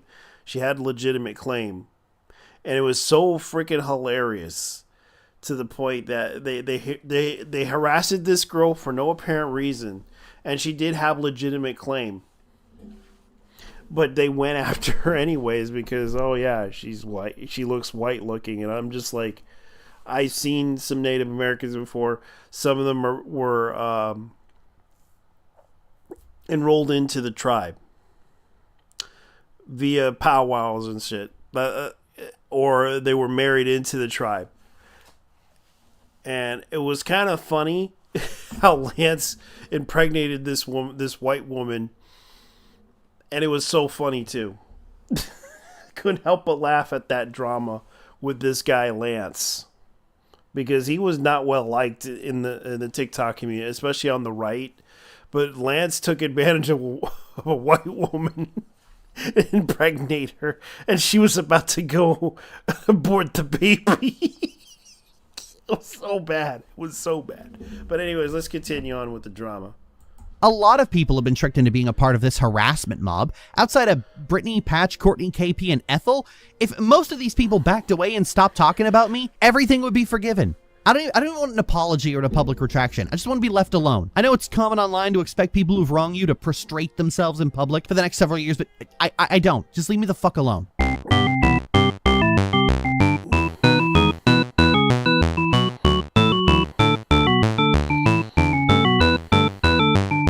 So KP then interviews Courtney, which we're going to get into later because I'm saving Courtney for the last. Before moving on to her attempt to harass Sketchy by claiming Sketchy refused to hear her out. Basically, she wanted to talk to Sketchy about all these accusations made against me, and then shows screenshots that makes it very obvious that she's lying. Sketchy says rather plainly, I am not comfortable discussing my friends when they're not around, to which KP offers adding a third party whose relation to the case she had yet to disclose. But she is unfortunately missing the point. Sketchy did not want to have this conversation while I wasn't present, so the third party had to be me. And I know this because I have the rest of the DM. Sketchy was willing to have this conversation, but only if it wasn't behind my back. I had to be there to defend myself against unfounded accusations, and KP didn't want that because I openly deny the accusations. It's also worth mentioning that Sketchy is aware of everything that's said about me. Like, when Courtney popped up, I was in my private channel with my friends talking about it. So Sketchy isn't somebody who's been kept in the dark about the accusations. He is aware of them. He is fully aware of them, and he is aware of the level to which they are false. So when KP said that nobody would hear her out, she lied. KP straight up lied. She even tries to gaslight Sketchy by claiming he's choosing his own personal comfort. Nope. No, he wasn't. He would have had this conversation if I was present. Something he would have also done if she had been accused of something or someone approached her. Sketchy refuses to talk about a friend behind their back, which is a perfectly fine boundary to have. KP then goes on to show a recording of her confronting me about Courtney. Minor correction, this happens before the Sketchy DMs, but I'm not going to go back and rewrite this section because I'm disrespectful like that. Where she confronts me about Courtney's accusations, among a few other things, but this is the only important part. I deny the accusations and point out how Courtney has been on a transphobic poison-spitting brigade, which I have screenshots for. KP's counterpoint was... me about Courtney's accusations. Minor correction, this happens before the Sketchy DMs, but I'm not going to go back and rewrite this section because I'm disrespectful. I gotta go back. Where she confronts me about Courtney's accusations, among a few other things, but this is the only important part. I deny the accusations and point out how Courtney... Okay, so here's what was said. Jerry's a pedophile who lies about everything. My brother never had cancer to begin with. Stop falling for his lies. He's only trans to get unfettered across the unsupervised youth to sex and groom them. He molested me my whole childhood. I hope he does get cancer and dies. Sorry to hear you fell for his bullshit. I had not spoken to my family in decades. Get your facts straight before bothering people. I'm not her sister. She has no sister. Sorry, he. Ooh, that's sad. That is sad, really. That's the typical troll. That's like the typical troll stuff that people do. Every time, like, they always do that thing at the end. Whenever I talk about a person, especially on Reddit, they always do the whole, especially to a trans person, when we bring up the subject of a topic about a trans person that, yes, we don't clearly like, that always causes drama, that always does something stupid, we have to talk about that person because that person happens to be the worst person ever. And we talk about them not to be mean to them, but we kind of criticize their actions because whenever they do something that's like really cringy and stupid, we always have to refer to them that. And then whenever someone shows up, they always have to ruin it by saying he, and like they always have to correct everything that I say. I refer to her as her. Because I'd rather refer to her as her because that's what they wish to be. And at times people always do the whole he thing. And it's like, dude, we're talking about her because she kind of is cringe. She kind of does a lot of cringy shit. And this person really put themselves up front trying to get attention and always try to start drama with people, that it gets to the point that we kind of do that to trans people sometimes. And it's not because they always try to put themselves up front on the internet. It's like, hi, I'm a trans person. I'm here to like, and sometimes they always get the kick me sign behind their backs. Like, no joke. They always get those signs. So let's continue. Courtney has been on a transphobic poison-spitting brigade, which I have screenshots for. KP's counterpoint was... Okay, context. The very early stage of cancer in 2022, it wasn't a major alarm. I'm fine. Courtney is accusing me of lying based on nothing. She's very real effective with screening. She needs to paint me as a psychological liar, so nobody will believe me if I talk about her abuse. And you're gonna love this. Now it skips into this whole thing. I hate that. In the oceans. The accusations were too severe for someone to just lie about. You really think someone would do that? Just go on the internet and tell lies? KP, people have made worse accusations about you. Never mind that trans people get accused of preying on minors all the time. Never mind that when you don't have a significant social media presence, you have nothing to lose and everything to gain by doing it. Never mind that this is literally policy in some states. KP decides my denying of the accusations carries less weight than her making them because she just decided that was the case. She then decided to offer to mediate a call between me and Courtney, and yeah, because people like to dig into evidence with people, and it kind of gets into the territory of creepy and obsessive. Yeah, it gets to that point. Are you fucking kidding me? Oh boy, yeah, I sure would love it if the Queen of the Lollipop Guild organized a call between me and my abuser, like we're on an episode of fucking Smiling Friends, just because she's a gullible shit with all the political awareness of a drunk sparrow in a rave. Fuck you. Some people were surprised at how abruptly I ended the call when KP said she wasn't comfortable with the accusations made against me. I just said, alright, bye, and left and blocked her on everything. Simple reason for that, I don't want to be friends with anyone who believes any of this garbage. And that's something I'm entitled to do. I didn't yell, I didn't scream, I didn't call her any names, I just said bye and left. You're not comfortable being friends with me because of the accusations made against me? Fine, bye. I'll set whatever boundaries I want, thanks. It wasn't that quick, honestly. The fact that for a while, KP would jump into my streams and immediately ask to self-promote before even engaging with the conversations always rubbed me the wrong way. But I mean, she did at least ask first, so I guess I can't hold it against her. And you can go back over the podcast we did talking about personal trauma where I bring up most of the stuff and she's just kind of disinterested in anything that isn't about her. We just kind of accepted that. I mean, it's not that KP was a shitty friend, it's just, she was just kind of there, and it was just something that made cutting the thread upon KP crossing my strictest boundaries easier to do. This isn't even to call KP a bad person. Rachel has PTSD and makes you odd in the head. I've been in the same way since my rapist rolled back into town. For being an aloof, self-centered weirdo who's always disassociating. It's just that all that stuff made me realize I wasn't really gonna miss her. KP ends her video claiming I can't debunk this because she uses hard evidence. We've gone a bit into why she hasn't, and more is to come. But in general, you should always be extremely suspicious of any accuser who tries to convince you not to listen to the accused's response. There's red flags, and then there's red flags with an air raid siren and flashing lights.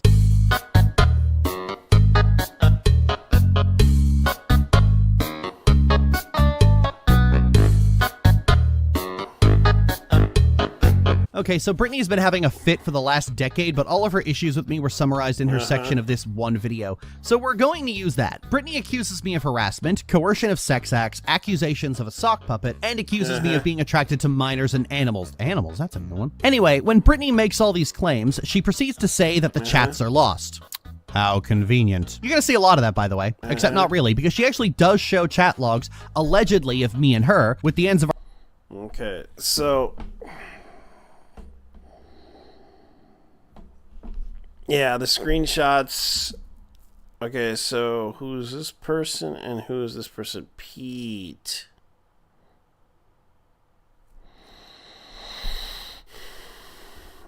I don't have chat logs. Show chat logs. Of our surnames to identify us, using it as proof of me prompting unwanted physical roleplay. The physical roleplay being a cuddle. But what's even... So is this like IRC or something else? Like, I don't know. Like, it looks like IRC. better here, like, is that her screenshot, it shows her initiating it. She accuses me of prompting an unwanted snuggle, and then the screenshot is of her prompting the snuggle. I have to laugh, because if I don't laugh, I'll cry. Especially with this next one, because it actually visibly made me angry. Brittany brings up a claim about a sock puppet account and accuses me of using it for coercion. The chat logs of this account are shown multiple times, but they have no name, no profile picture, and no timestamp. This is what Brittany uses to accuse me of pet. I actually know a person who alleged in these chats, and this person this never happened. She just makes up horrible stories.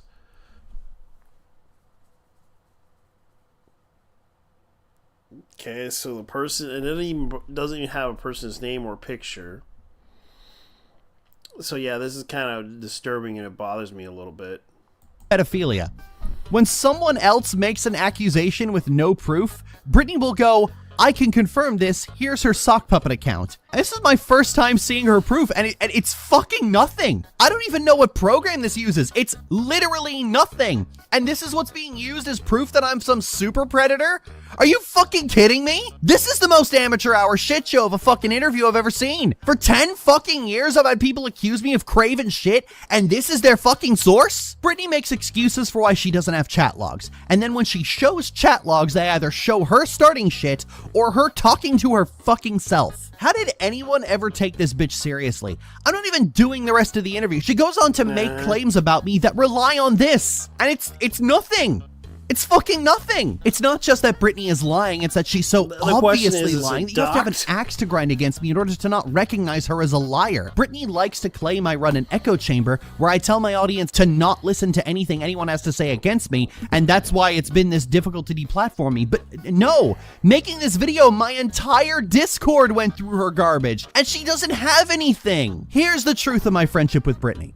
We had a quasi-sexual relationship, but a poor friendship because she was just a fair-weather friend. She was present when she wanted to vent and not present when I wanted to. So I stopped being friends with her. And she has been so angry about it for 10 fucking years that she's decided to present consensual acts between us as coercion and pressure, saying, I know it looks like I consented, but I was walking on eggshells around her. Fuck you, Brittany. This is a common theme in some of the claims made against me. People will consent to things with me while we're friends, and then when the friendship turns sour, turn around and claim I abuse them. I'm not even getting into Patch because it's the same thing. I commissioned art of my puppet from them, and then after the friendship ended, they decided they felt shortchanged and spun that into a story about me supposedly exploiting their financial situation. And that's literally it. That's their whole fucking story. You can't fucking do that, especially if you're not going to communicate that with me beforehand. The thing is, these two as well.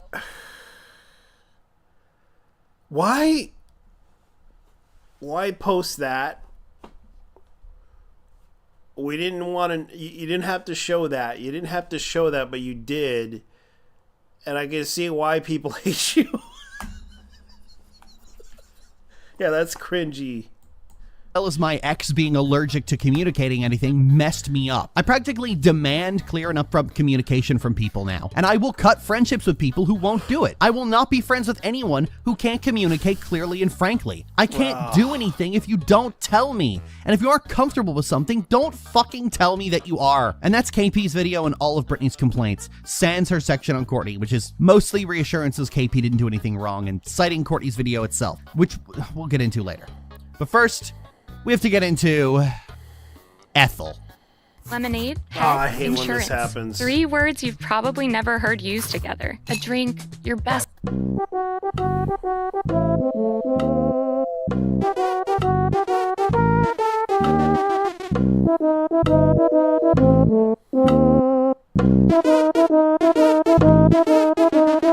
Fuck me, here we go. So Ethel Thurston goes by the name of Essence of Thought, and further cements my belief. Yeah,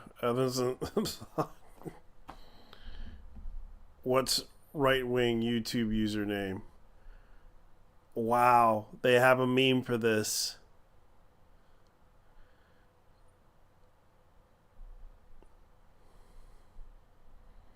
They have a meme for this.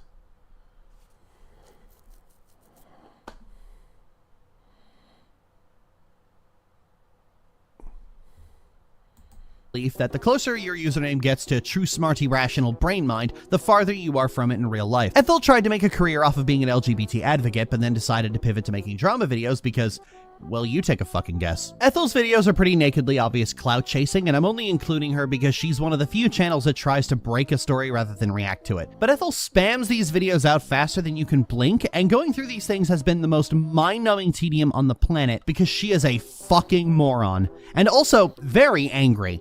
Ethel's always on the attack with someone, she's always beefing with someone, and it's just exhausting listening to her try and claim she knows how someone thinks and being obviously wrong. I'm not even covering all of them, like the one where she argues with her own imagination, just the ones that are important to this video. Whatever, let's fucking go. So Ethel's first video that isn't a waste of time is accusing me of running some kind of secret child predator ring. All this is based off the claims of someone named Gladecat, who claimed that one day I posted an 18+ stream, and they asked, why is this 18+? To which I apparently said, watch it and find out, where they went in and saw my boobs at one point. Now Ethel never showed a screenshot of this, and I couldn't find it for the life of me. I even searched back through Glade's messages and the deleted message log, I could not find it. However, that does sound like something I would say. I have, and still do, have a habit of showing open contempt for people who ask me questions for which I believe the answer is obvious. However, if this incident did happen, I didn't learn about it until years after the fact when Glade showed up on Essence of Thought's video, upon which I immediately banned all minors from the server. The server had a rule that you had to be 16 or over to be here, because that's the age at which I, as a server admin, am no longer legally responsible for anything you do. But as a rule, it kept me to my own private channels because I don't like interacting with teenagers because there's no nice way to say it, they're dumb as fuck, but after this incident I changed it to 19, the Canadian age of majority. Here's the thing, this is the only one I myself believe, even though I can't find any record of it anywhere, because it's my own reflexive rudeness getting me into trouble, which is a common thing with me, unfortunately. So Glade, if you're watching this, I've no So you just admit that you have an anger issue. idea why you would be. I should have just straight up told you why it was 18+ and saved us all the trouble, and I'm sorry. So while this incident is a pretty cut and dry instance of me dropping the ball as a server admin, Ethel decided to run with it and claim that because this single person had a complaint about my conduct, a rather plausible complaint at that, this means I am secretly grooming thousands of minors at once. See, this is Ethel's train of logic. Because I cover all ages media like Pokemon and the Owl House and Happy Tree Friends, to Ethel that means my audience is automatically minors, and the entire purpose of covering these things at all is to bring in minors. This ignores the reality that there is a sizable audience of adult for these things, and those are the people who mostly watch these videos. But when Ethel wants to push a narrative, she ignores It could be because of years ago. Everything around her. You have to be pretty dumb to not know at this point that adult cartoon fandom is obviously a thing. But I don't need conjecture because I have proof. These are my audience metrics by age. Yeah, it's really low on the 17. It's like, let's see. Unspecific. Okay, so half his fan base is 32% female. 63%, because I'm going by that. It's probably about let's see, 33%. Let's see what else. 64%. Yeah, that's not bad though. So yeah, that's kind of the demographic right there. Outside of demographics that just don't watch YouTube all that much, minors are the exception in my audience, and they have always been the exception in my audience. This isn't the first time I've sourced my own audience metrics like this, and the response I get from Ethel and people like Ethel is, that's not reliable. Now, while it is true that minors tend to lie about their age online to access content otherwise locked off, it's an anecdote that has no real numbers attached to it. It's basically, well, I remember doing it, therefore, and they don't provide numbers for it at all. And it's really sketchy to go from minors lie about their age to the majority of your audience are minors, even though you are showing data that says opposite. This is so boring. Because I said so. The vast majority of this video is just arguments like this to argue against the simple reality that the stream was age-gated. You can argue it's against YouTube's TOS, but I mean, that's a minor complaint and certainly not the smoking gun you think it is. The only consequence there is a community guideline strike, and that's a risk I chose to take. You want to argue terms of service? I'm pretty sure this kind of sustained targeted harassment is against YouTube's terms of service, but that's not enough for Ethel. In her eyes, if I'm especially not true for stream vlog, I'd have had to delete somewhere around 45,000 posts. Orchard, you tell me how I'm supposed to do that. Look, they don't show it because nothing stops and try to portray themselves as the eternal victim, followed by either through ignoring directly targeting these examples of me supposedly breaking the law, but then turning around and making excuses not to have me charged. And while cops can be negligent in their duties, that's not where trans women are concerned. So bad it makes them look stupid.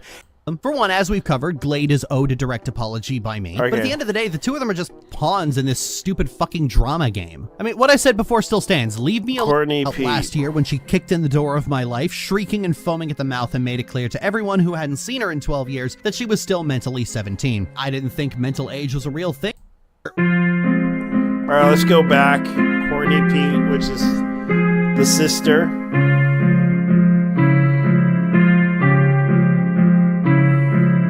Heads up, this section is going to get into some really heavy subject matter. Yeah. What I'm about to detail, both Courtney's lies and what she actually did, are absolutely horrific. If you don't have the stomach for this, you must leave immediately. Furthermore, this part is the most he said, she said that we're Because going I had get. to skip Neither that of us thing. have evidence for our claims, and the most I have is Courtney contradicting herself. So moving on to the big one, Courtney Pete. My sister, unfortunately, a person who treats projection like an extreme sport. I haven't seen Courtney in 13 years since she ran away chasing some messed up bad boy she was obsessed with. And we know this was the reason because when she ran away, we found her diary where she'd constantly written her name with his last name. She'd already decided to take the name of the last person she was obsessed with.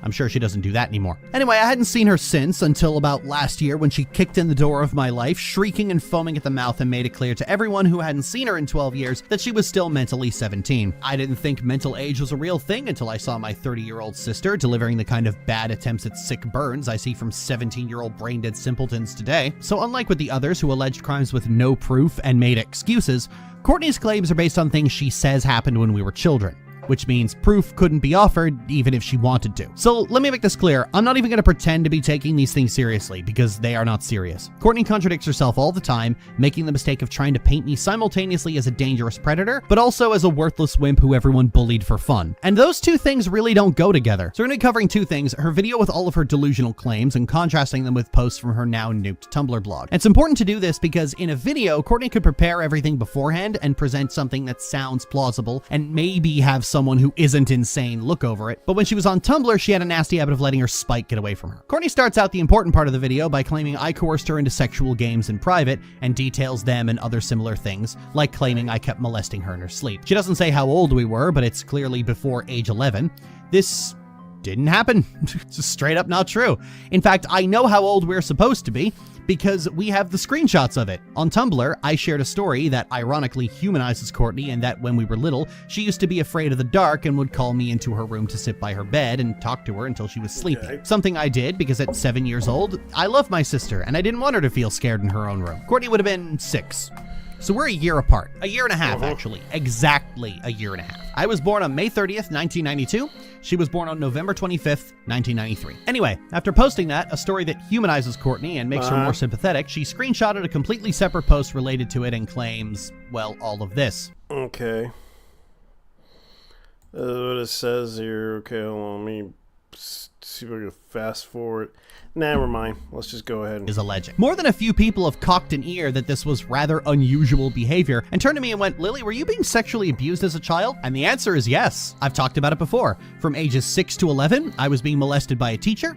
And from ages 14 to 15, I was being raped by an underclassman. Courtney even confirms both of these events happening in her first appearance with Poppy and Xena and claims she did nothing about it because she was trying to be the peacekeeper. That's certainly a decision. But she would have been 10 just as the first one was ending, so whatever, we'll let it go. Granted, I never touched Courtney. Not even as a reaction to being molested as a child. As a child, I loved my sister.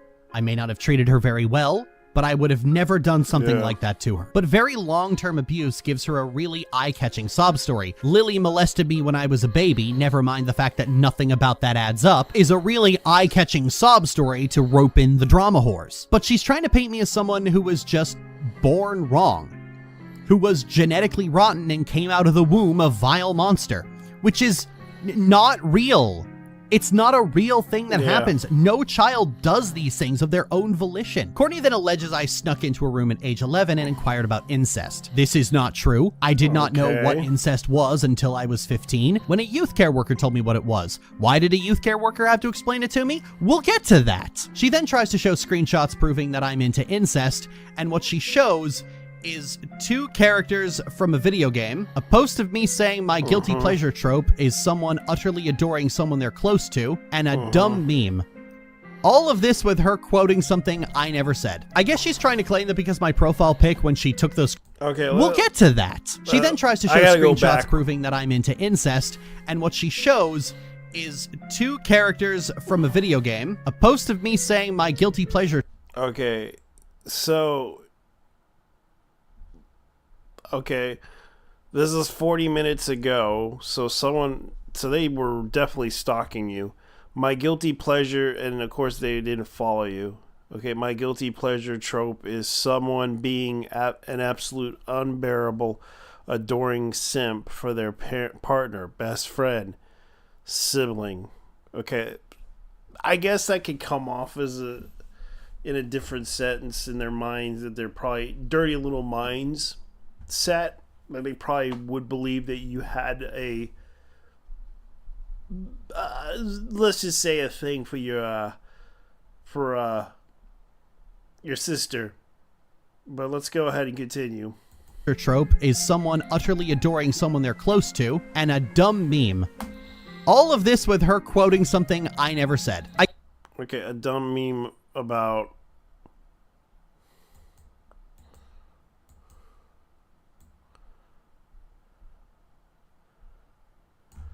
Alright, let's continue. Trope is someone utterly adoring someone they're close to, and a dumb...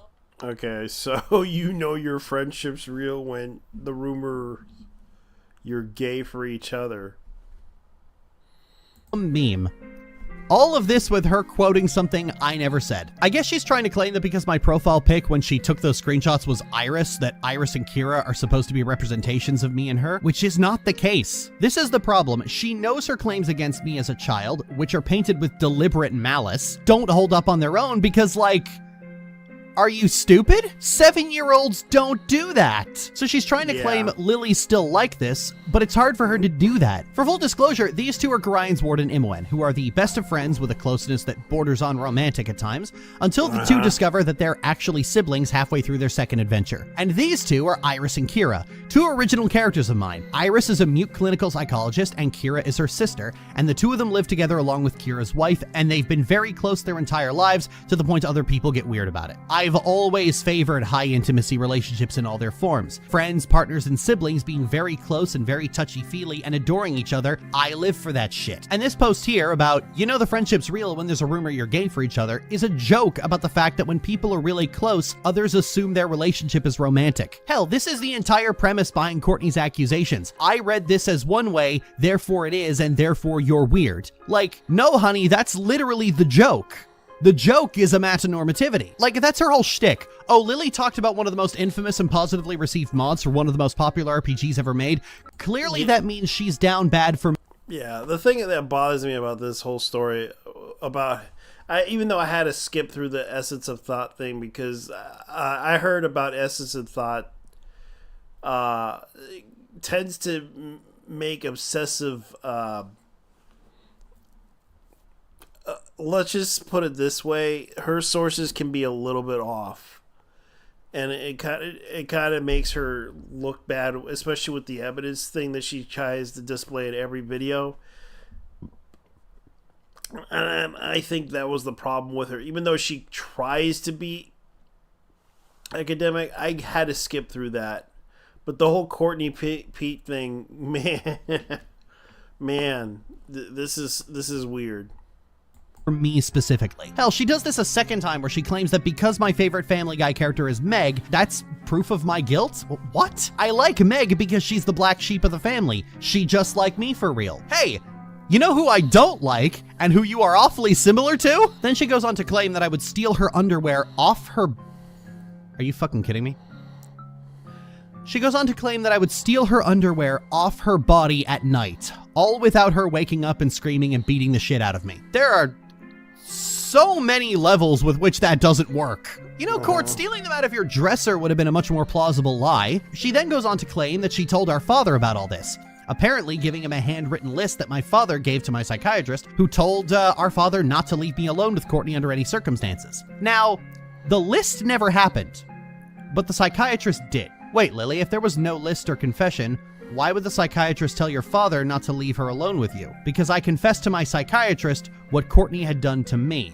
This order wasn't for Courtney's safety, it was for mine. See, Courtney made a grave error in judgment because she's been simultaneously trying to paint me as some dangerous predator, but she's also really vindictive and sadistic, and so she would include every humiliating story about me she could think of. One of them was to rub it in my face about how much our parents hated me. I showed it in a video. It's this post. You know what, Lily? Let's run with your Courtney is the favorite narrative. You know, our mother told me about once a month to my face that I should have drowned that thing at birth in regards to you. Our father said more behind your back than to your face that you're the one we actually care about, Courtney. I'm the favorite, so that means I can pick up the phone tomorrow, say 3 words, and get whatever I want out of those people. Can you do that? They drove to Montreal for me. They bought plane tickets for me. Even to this day, when I scream at our mother about her rapist son, she ends the interaction with, "You can always come home, Courtney. Do you get that?" Oh wait, they paid to get you out of the house. Whoops. If I'm the favorite, that makes you that thing. How's that make you feel? Feel better?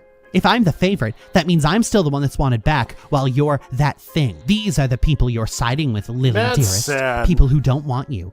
How's that working out for you? And then she that's goes really on to claim, sad. based on nothing, that I'm on disability, and then despair. As much as I hate certain things, about, like, I remember my sister had an issue with the dog that she had, and I was upset, but I kind of apologized to her a long time ago, because she felt bad about the dog, too, because she really did love that dog. I remember she had a dog. She bought a dog a long time ago, and my dad also loved that dog too. And I remembered she had this dog for a while, but I was so angry with her because she neglected the dog. But she didn't really neglect the dog. She tried her best to do it, but she couldn't afford to save the dog because the dog was suffering from cancer, and we had to put the dog down. And I blamed her for it, and I was so angry. But I forgave her because I understood her situation too. Because it was her responsibility, but at the same time, I understand that she couldn't afford to pay for the surgery because the dog had a tumor in its gut area, and it was that bad. And I felt bad for that dog because that dog was in pain. And we loved that dog so much. And it is kind of sad that happens. So yeah, that it was that bad. Marriage people on disability. The thing about siding with our parents jumped out at me. This squabble is between you and me, Courtney. How am I siding with our parents? What does not siding with them look like? Oh, but there's a second post. While you may not know my father, you're not wrong in the assumption that he too played a part. He was the one that spanked Lily way past what even a spanking advocate would call appropriate. He was the one that got loud and aggressive with her while he was almost 6 foot and 300 pounds, and she was maybe 5'4" and 86 pounds, and his child. He didn't give a shit when Lily was being harassed at school, didn't care when she got hit in the head with a rock and needed stitches. He was just pissed he had to leave work to take her to the hospital. He used punches as a form of affection to the point I started punching my friends in the arm at 6 and couldn't understand why they were upset. He never stopped Cameron from trying to assault her and would try and punish me for getting myself involved. Just to pause, this post seems to be where some people are getting the idea that my brother sexually abused me.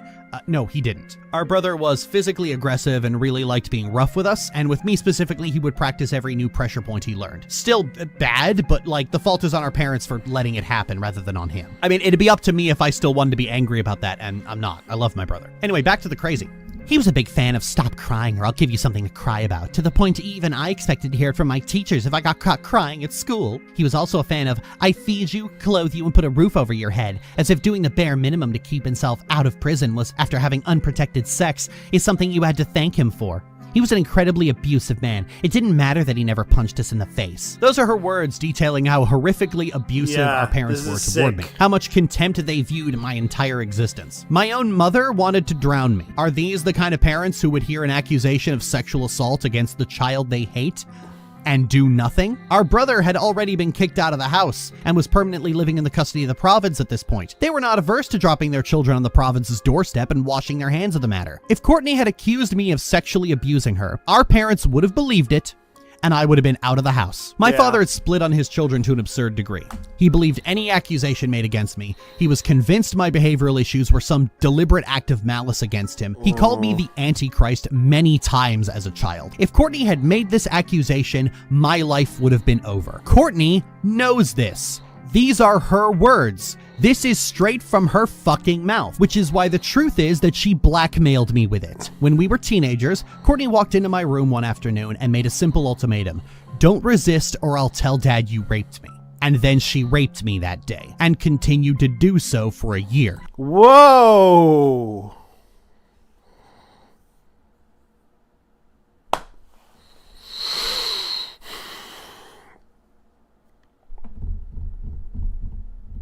This is cringe. Beyond that, it's sad to hear this. This is kind of a plot twist to an incestuous hentai. This is some hentai crazy shit, bro. Oh my god. So your sister claims that you sexually abused her.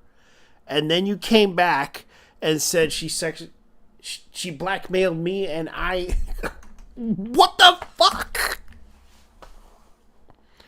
You...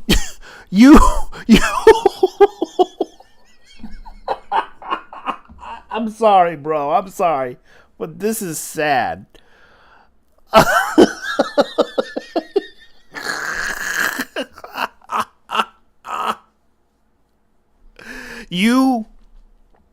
Your sister blackmailed you and tried to have sex with you.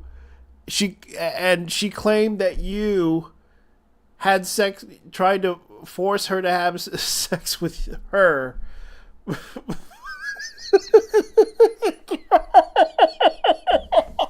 So this is like a back and forth situation of I can understand the whole like you're in a bad situation right there. You like he said she said situation. It's very much a situation to where you both have a problem, and you had to use the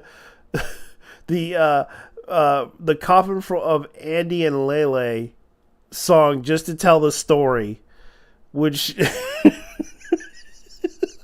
The irony of this whole situation. You had to use that song to talk about the fact that you had sex.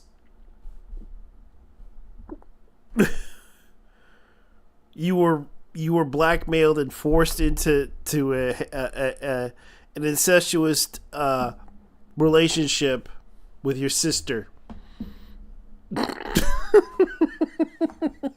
That's some weird hentai plot right there, son. No, I mean lady.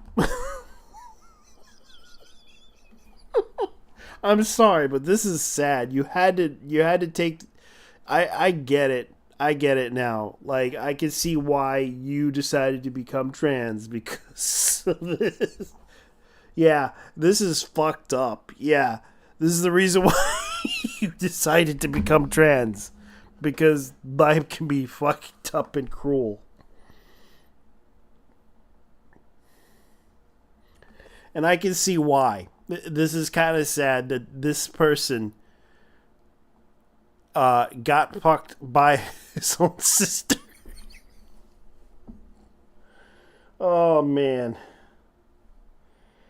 This is sad. That is some weird hentai shit right there, guys. That should be like a manga that that she could probably write down and tell the story of,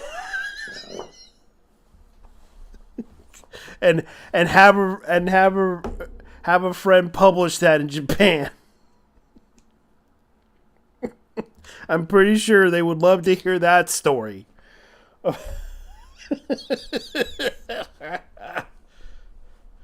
And he became trans after that. The end. And was married. I mentioned being sexually abused at 2 points in my life by 2 different people. Here are their names. What followed was the worst fucking year of my life. Yeah, Yeah, this is sad. where my mental health, already on a downward spiral, spiraled even harder to the point that I was having manic episodes in school, made extremely alarming and upsetting remarks about wanting to kill everyone, and sometimes just sitting in the quad and wishing for death. It's hard to describe what it's like being in that kind of situation, being preyed on and having... Yeah, because I can understand that can be led to that too. Like, it can cause trust issues, it can cause a lot of problems. And it can really affect you on a psychological scale to the point that you just don't care anymore, that you just want to end your life, and it does affect you in a way that it does. Like, it's sad. Like, I gotta see what's on the chat right now. That is some dark shit. That is some real dark shit right there. Like, I cannot believe that this person said this, that it's like, he fucked me when I was a child, but you fucked me and blackmailed me. Oh, it's like, this is sad. Like, this is some crazy ass shit right here. I can't believe that this happened, because everyone's talking about this, and it's like, I don't know who to believe, because, you know, one's an analyzer of storytelling, the other one is a storyteller too, and they both are trying to tell a story, and of course they had to tell me both sides claiming, oh, this person tried to molest me, but you tried to blackmail me and threaten me, and it's like, yeah, Lilly is the most fucked up person you'll ever... Like, this is some fucked up shit. Like, this is the Oppression Olympics of fucked up. Your own reputation as a difficult child used against you like this. It's a very empty, oppressive feeling. There's an image I keep in my pictures folder of like a suburban street, but it's in thick fog and it's overly gray. That's the best way I can describe the kind of abuse I had endured up until that point. This really was just what life was for me, and I did not believe that there was any way out or any alternative, because this was just my entire life. When you get a reputation in your early years for being a behavioral problem, that follows you until you become an adult. Nobody believes you when you complain about how you're treated. Everyone assumes you did something if you're ever hurt, and it goes on your record so new faces are primed not to believe you. And then people who see that you can be hurt and get away with it will start hurting you. I was diagnosed with oppositional defiance disorder, whose risk factors are listed as abuse and more abuse. Let's see.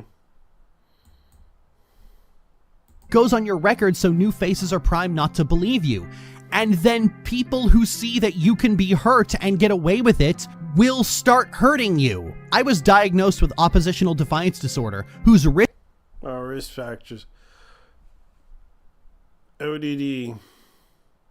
Inconsistent parental attention and discipline, low socioeconomical status, martial conflict between parents, child abuse or neglect, brain injuries, having close family member with a mood disorder, conduct disorder, attention deficit disorder, or substance abuse disorder.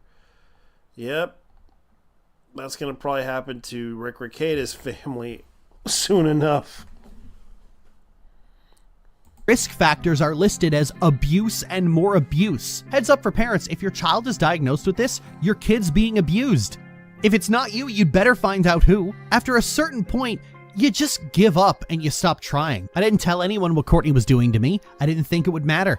I already knew what I was going to hear, and I just didn't bother. I was hospitalized for the following year because I was so unstable, I was considered a danger to myself. It eventually reached the point where people couldn't ignore it or write it off anymore, and they had to do something. I think the tipping point was me talking about violence to my math teacher. I was first held in the Wood Street Center for 2 months, and a no-contact order was placed against my parents and my sister. My brother was the only one allowed to visit me, which he did only once because I was out in Truro. I was then taken to the Adolescent Center for Treatment, which was run by the IWK. I was there for just over a year. The order against my parents was lifted after 3 months, and the order against my sister was extended after I reacted so violently to the idea she might visit me that I had to be isolated. And at first in the hospital, I was unable to be helped because I wouldn't talk to anyone. I didn't trust them.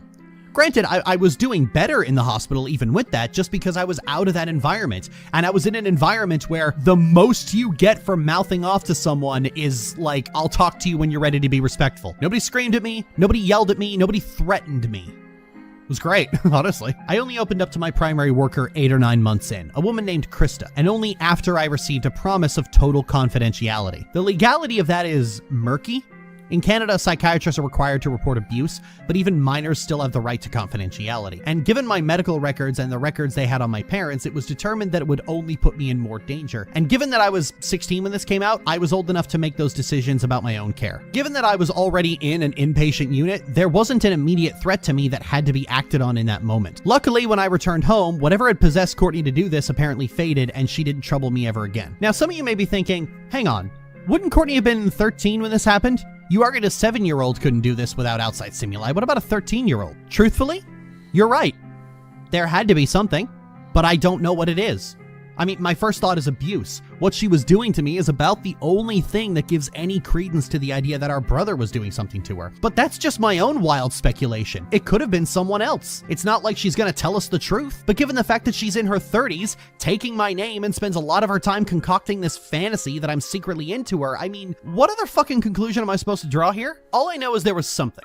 So Courtney's responsibility for her actions is up in the air, and she's more interested in poisoning the well and covering her ass. I know the stalkers who are deeply invested in hating me will dismiss this, but Courtney's already detailed how the environment we grew up in doesn't support her claims against me. These are her own words contradicting her. Courtney's abuse had long-lasting consequences. I was messed up for a long time. Actually, no, granted, it wasn't entirely Courtney. I mean, like, the rest of the family, with the exception of Cameron, had a pretty big hand in it. I couldn't have healthy relationships with people because of it. I was unstable. I'd freak out if anyone touched me. I became reclusive when I finally moved out on my own. This is difficult for me to talk about because I know most of these little parasites are gonna scream lies based on nothing. KP claims in her big video about me that she used hard evidence, but we've already gone through her evidence. It's nothing. And what little there is contradicts what people are saying. And these morons take it at face value. Courtney has no proof other than pointing at unrelated things and going, "This is proof. You want me." Admittedly, I don't have proof either, other than her own words describing the way our home environment was set up to enable the abuse I suffered. Courtney claims one thing in her video, but we have proof of her contradicting herself. Courtney admits she was the favorite, that they adored her. She has admitted to it and tried to lie about it later. She incessantly swaps between trying to accuse me of being a predator and trying to humiliate me with embarrassing stories of me showing the red flags of abuse. Courtney is trying to claim that I want to fuck her based on the video games I play, while she's calling herself Courtney Orchard. I changed my name to Orchard long after she left. It isn't her name, and this is just fucking weird. And before she went on this warpath, she actually reached out to me. "Hey, it's Courtney. We need to talk. I can't imagine the fuckers who birthed us in any way are supportive." Supportive of what? I don't know. "And I've blamed you for a lot in our childhood that wasn't actually your fault. I'd like to change that. Text me or call me at..." She did this on DeviantArt. I didn't see it. I log into DeviantArt once in a blue moon, and I guess because I didn't answer in time, she started doing this. And then while she was having a bender on Tumblr, she kept bitching about the fact that I wouldn't talk things out with her. I mean, do I need to draw you a fucking map? Hey, Angie, about earlier, kill your whole fucking family. Work's really stressful. Yeah. Little cocksucking piece of shit. Let me make this clear. I don't want you going after Courtney over this. It's like... Okay, so you kind of knew she was two-faced, and you kind of had to stay away from her, which is fine, because it's like, yeah, whenever you deal with an abusive person like that, you stay the hell away from them, especially when they do that, especially when they did something that fucked up. Yeah, you would stay the hell away from them, and especially when they bring out this family grievance towards you. Yeah, you stay away from them. You don't want to talk to them ever again after what they're doing to you right now. And especially what's going on with you in this situation, I can see the problem here, and it is kind of sad and cringe, to be honest with you, buddy. This is a lot of stuff that you had to say, especially bringing up the evidence against the people. This is a thought I had to skip through because I know that person's full of shit. Brittany Johnson and KP, as in I love Kim Possible a lot, which is kind of a Kim Impossible fan, which I did watch that show before. I thought it was a pretty good show. Oh boy, let's continue. Just like I said with the others. Her own words contradicting themselves aside, you only have my word that this even happened. This isn't even for the people who've already decided they don't like me. I'll never convince them because they've wrapped up too much ego in hating me. I've never wanted to discuss Courtney's abuse. Yeah, the problem is like you're a storyteller and you like to weave a lot of the storytelling that you're doing here and doing those analytical things about characters and such. You probably have to be, especially when I saw some of the reviews about your Dungeon in Delicious is kind of was kind of I have to say I can understand you're angry with the anime weebs, but when you call them like a lot of things, especially in that context that you said, I get that you're angry with them, but you kind of insulted them, the fan base, calling them names and such, and you wonder why people don't like you. And I get it, like you're a trans person that has to, lash out because you're angry, but when it comes down to it, yeah, it's difficult to lash out, and it's difficult to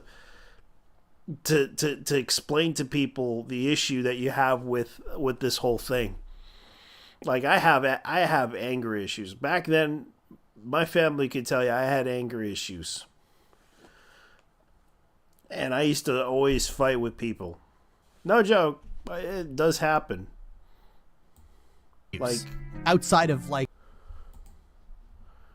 But you can tell this person has anger issues.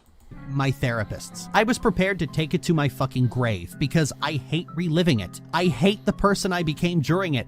I hate the person I was during my childhood. I hate Jerry Pete so much. I hate how he just gave up.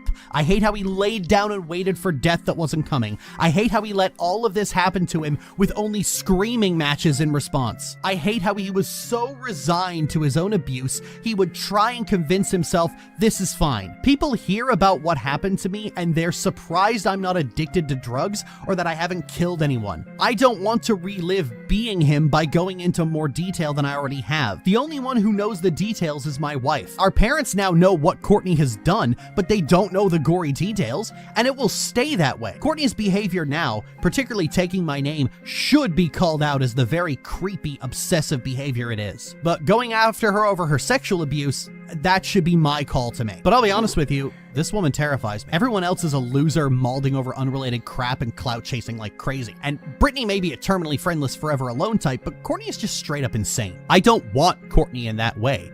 I never have. I don't want Courtney near me. I shudder to think what might have happened to me if I had answered that message in time, because given her behavior, she did not have altruistic intentions. The fact that she reached out saying she wanted to make amends for blaming me for things that weren't my fault, and then goes on a tirade that she's been on for over a year now, which is the truth here? She talks about how she suffered serious abuse and then has to garnish it with all these petty teenage girl digs at me. Why is she so distracted? If you had a story about abuse, wouldn't you stick to it? Hell, she's made the same accusations against our brother and father before. Sure, Courtney, you were getting passed around like a fucking piñata. I was in therapy for a long time dealing with the consequences of her abuse. I've had a lot of complicated feelings about my sister over the years. Some days I've hated her. Other days I've wanted to forgive her. I know that sounds absolutely fucking crazy. I have that thought and I think, what the fuck is wrong with me? But when I look at this, Courtney, you frighten me. I think I dodged a bullet not answering that message in time. Whatever you're doing now, I have no reason to believe answering that would not have been 10 times worse. Stay the hell away from me. Oh, nothing works on that. Yeah. Yeah, I kind of see why this person is very fucked up and has issues, and I can see why people don't like this person in this space, because this person does have a lot of emotional baggage. As we've gone through, the evidence against me is literally nothing. Screenshots with no names attached, anonymous messages saying, trust me bro, assumptions made about my audience to claim that I am grooming thousands of children at once just by existing in public, which is such nakedly obvious transphobia. This is what conservatives say about trans femmes all the time. Transphobia. Yes, that's everything that people have with trans people. Transphobia, the fear of trans women, fear of trans men.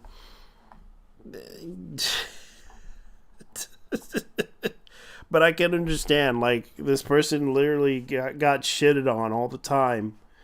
And it is kind of obvious that, yeah, this person has trust issues and has a lot of problems with people. And I can see why. It's obvious the person does not like people. And it's hard for this person to interact with them in society because there's going to be some ignorant people that won't like a trans person or accept a trans person. And I'll admit I have to apologize and even admit I made a lot of mistakes. Even I'll admit I'm not perfect to everybody because I know for a fact I'm not a perfect person. But I do try to be diplomatic as best as possible because I understand people do not like what I have to say. And at times, you know, I'm an asshole, and I'll admit to that. But you need to admit you're an asshole. That is what you need to do because you kind of do tend to come off as an asshole. And to the fellow asshole, I gotta say, welcome to the club. Yes, and I'm going to let you continue on babbling about your issues. So here you go. Lilly initiated unwanted physical roleplay with me, says someone who shows a screenshot of her initiating it. Lilly confessed to sexual sadism to my face, says someone who shows a screenshot with no names, profile pictures, or timestamps. Lilly doing 18 plus content in her own space is grooming because her audience is mostly minors. My audience is not mostly minors. Lilly raped me as a child and her parents did nothing, says someone who then details how her parents hated me so much they wouldn't have protected me from anything and assumed the worst of me at all times. Lilly is faking her heritage, says someone with the exact same claim to their own heritage as me. At every avenue, they are asked to show proof and make excuses, usually saying the lack of proof is more proof to my guilt. This is the most ridiculous shit show I've ever seen in my fucking life. When YouTubers get clapped for preying on minors, there's entire dossiers of evidence, and there's none of that here. And my accusers keep bounding back and forth between accusing me of heinous crimes and trying to humiliate me and dunk on me at every turn. KP and Brittany were cackling in this fucking video. They don't take their own garbage seriously. Brittany and Courtney are fucking Kiwi Farms users. These people claim to have definitive proof that I'm some kind of super predator who can't hide her crimes, and they won't do anything about it. Oh, the cyber tip line hung up on me. Bullshit! Oh, well, we can't have her arrested because we don't live in our country. That's not how anything works. Oh, well, all cops are bastards and won't do anything. You're already priming yourself to not accept me getting off as innocent, and you won't bother trying to vindicate yourself in that? These people will screech and scream and act like complete shit-slinging gibbons about how they know I'm a monster and have proof of it, and then they show nothing and do nothing. They'll show things that openly reveal themselves to be liars in real time. They make excuses for why they don't have to do anything and just keep farming content. It's not even that I haven't been charged with anything. Nobody's even checked. I've never been questioned by police. I've never been bothered by law enforcement. And when people who don't have a grudge against me look into these claims, they find the same nothing I've just detailed. The fucking Canadian military is looking at this crap because of what Courtney's been claiming about my brother, and they can't believe the lunacy of what they're looking at. These people cannot be putting off red flags for abusers and liars any harder, and all those red flags get ignored. Why? Well, the audience for this garbage has already admitted to why. I unsubscribed from Lily's channel because she has a pure hatred for anime, and the way she insulted anime fans by calling them disgusting weebs. When Lily made a video called Steven Universe's Garbage and Here's Why, and her Dungeon Meshi video came out, I knew it was the last straw. Based. Okay, I'll admit the Steven Universe movie was okay. I did watch Steven Universe sometimes, but it wasn't really a great show. It just kind of felt off at times. But here's why. In her Dungeon Meshi came out, I knew it was the last straw for me. Just like I get it. Like I don't always agree with a lot of reviewers on certain things. And it's like it's not like I remember someone didn't agree with me over the whole when I mentioned Transformers BotBots was cringe. the reason why I called it cringe was because I felt like the show wasn't that great. Because it was just a way to sell toys like the old show did. And as much as I like the old show, and it was great times with that show, I get why kids like that show. Because it was funny to them. The humor was there for them. But the show just, to me, it just didn't click well with me. Especially, there was a scene where the trolley train was like stuck on a escalator, and this is considering the physics. It just slingshot through an escalator. The trolley train itself just flew into the air and crashed into. Like, I just didn't get how a escalator can suddenly slingshot a trolley train that's like probably. It probably is like 10, heavy as hell. Probably 1 ton. Because the weight of that thing could easily destroy an escalator's machine engine. And the fact that this show was an okay show. I gave it a 6 out of my review that I did on that video. Because the person that did it wanted me to get blocked. And I get why these people like the show. And don't get me wrong. I think the show is okay. And I gave it a fair review by saying it's a 6. Because I really think the show is okay. It wasn't like the best show. But I think it could have done better if they had a really good setup to a story. The problem was it just wasn't set up right. I understand they were trying to make it comical. And the problem is, as comical as it was, it just didn't click well with me. There's some humor that they try to do with the show. It just kind of had this Gen Z humor with all the phone stuff and everything. And it just didn't click well. Like, it tries to go into the Gen Z humor of the show. So let's continue what this person said. Like, people could disagree with me. Like, I remember one person disagreed with me and they wanted me dead. But I took their criticisms well, and I told people don't harass this person. For me and suffered a mental breakdown because of her. But I told, because people don't really care. Like, whenever I make a video, people want me dead. People want to kill me. People want, because I made fun of I called Transformers bots cringe. And I get it. Like, people don't like that. Whenever their favorite show is being attacked, they feel like they have to defend it. They have to protect everyone from it.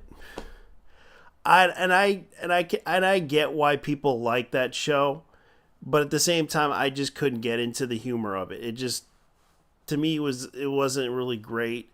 It just felt like another Teen Titans Go type of TV show with its humor and everything that it does. Because I watched Teen Titans Go, and it just didn't fit well. Like, the comedy in that thing was just kind of cringy too. And you could tell they did that style too. Her. You gotta be fucking kidding. That's what all this is about? You guys are losing your fucking minds because I said some cartoons were cringe? That's what it's all about, isn't it? That's what it's always been about. I'm not joking. I've said all this is just because of my media takes in the past, because they can't stop making that clear. Steven Universe is garbage, and here's why is brought up in the comments of every single one of these videos. People are still so utterly seething over me not liking a show to the point they will believe anything about me without looking into it. They got upset with her with Steven's Universe. I apologize, Lily. I'm sorry, Lily. I just can't get past your voice. But yes, they got upset over Steven's Universe. You must be You must be anti-LGBTQ, not liking Steven's universe. And yet Lily's trans, and yet they can't get past the voice either. And yes, Lily's trans. And yet... God, I'm sorry, but looking into this whole situation, yeah, this is a fucked up situation. And yeah, people are upset with her over the fact that she's called Steven's universe cringe.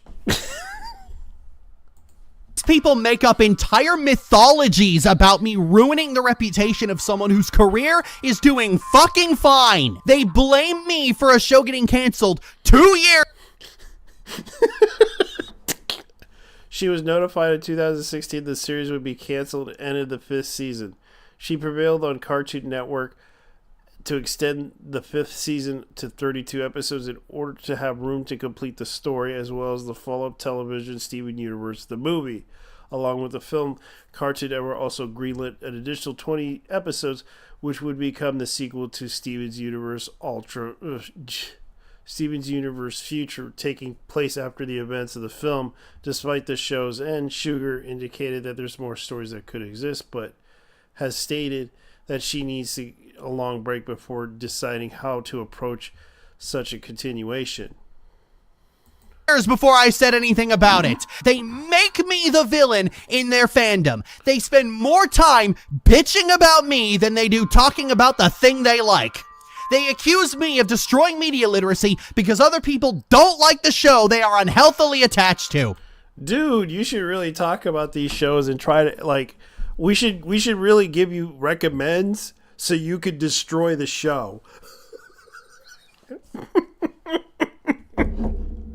And I think and then it would end the show. Yes, we should really tell her to write a review about Andor.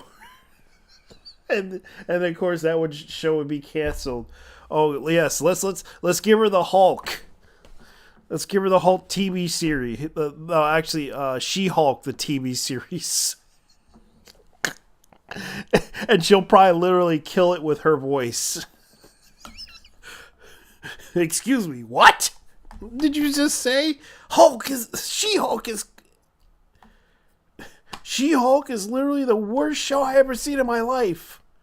Yeah, let her watch that show and she'll probably just give you that insight review of it and just be like, oh my god, this show sucks.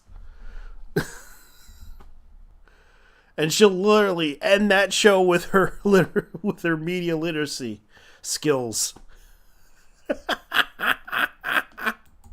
And in the comments of videos where I'm being accused of serious crimes, they still can't stop bawling over the fact that I insulted their Blorbo. So I'm being accused of being the sex pest to end all sex pests, who is simultaneously a rampant predator who would make Jeffrey Epstein blush, and yet has simultaneously avoided all criminal charges, despite doing all of this in public, and it's being taken at face value because some fanboys cannot accept the idea of someone not liking their thing. That's what all of this is about. It's what it's always been about.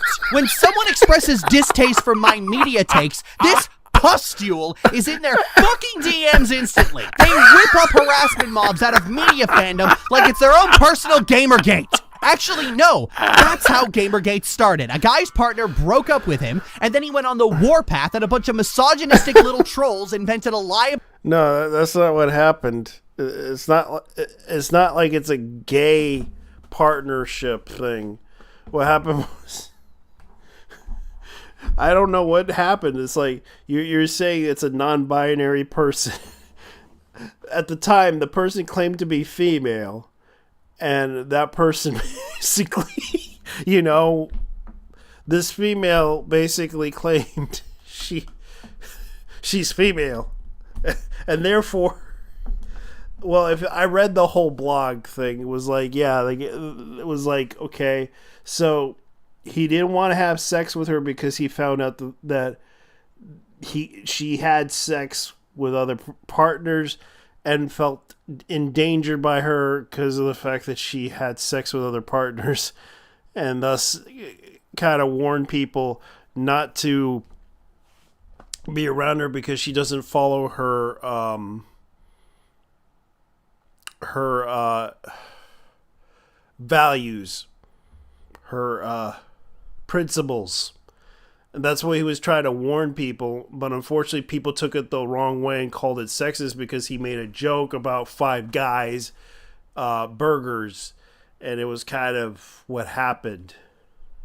Because he was kind of hurt by this person, and you literally called this person non-binary. At the time, they were a woman. About collusion and corruption to go after bad non-binary person Mino-like. The way I have been treated over the pettiest fucking garbage is nothing short of sociopathic. For the crime of being kinda cringe and having media takes you don't like, I have been defamed, harassed, assaulted in real life, had death threats made against me, I've been pedo-jacketed, stalked, doxxed, I've been perved on, I've been sexually harassed, I've been forced to see into the deranged lunacy that is my incestuous heathen of a sister's head. Wow. I've had friends take our falling out so personally they've rescinded their consent for things years after the fact and tried to make me out to be a sexual abuser. I've had people who cannot obey a single boundary in their goddamn life turn around and act like I'm the problem for it. I get crap for being short-tempered with my audience over boundaries or the fact that they immediately do the thing I ask them not to do. But you've now seen into the abyss of over a decade of harassment, gaslighting, flagrantly ignored boundaries, and abuse. If you've ever wondered why is she like this, this is why I'm like this. You can't be treated for 20 fucking years like your own consent and feelings on anything doesn't matter and then not be upset when people continue to do it. This is why I'm so raw about people recommending me shit. Because it's just the flagrant disregard of my boundaries that I'm so sick of. So you could have just said no, thank you, and just returned the money. But you did it because you did it for a fan that paid you to do this. And you're getting upset because someone paid you to do a video. And then you kind of said, they're inconsiderate of my feelings. But they paid you money to do that. And after hearing this whole thing for about an hour, I can't believe I just watched this and heard the stuff that you said. You're an asshole. Just admit it and just move on. I understand people still think you're this and this and this. Like, I have people think I'm this and this and this all the time. But I'm just going to say this right now. Move on with your life. Have fun. Live your life.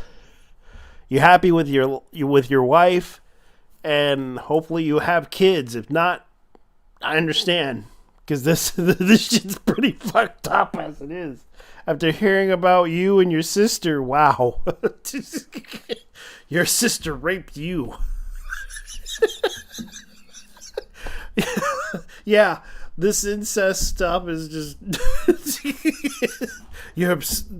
and people had to link that creepy obsession with you and your sister, and it's like, yeah, this is creepy as fuck, bro.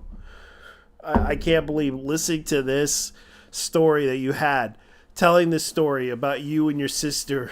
Your sister blackmailed you and threatened you if you don't have sex with her. This is some crazy hentai shit that you mentioned. So let's continue on. Let's continue the end. Sick of being treated like my boundaries don't matter, which means, yeah, sometimes I lash out at someone who didn't really do anything malicious in retrospect. If that was ever you, I'm sorry, but it has been my entire life of shit like this. I know I can be nasty to my audience sometimes, which is why it means the world to me that so many of you stood up to help me.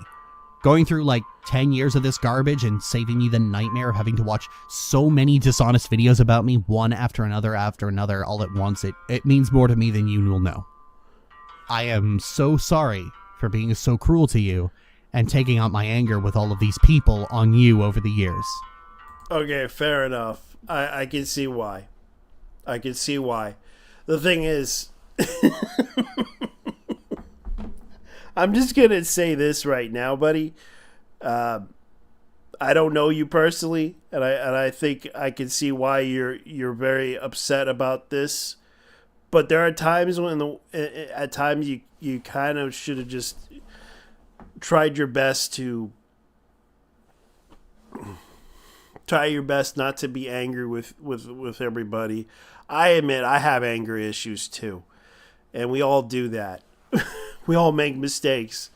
We ain't perfect. We're not perfect human beings. We exist in this world because we have to overcome the issues that we have in our lives, and the only way we could do it is to overcome them.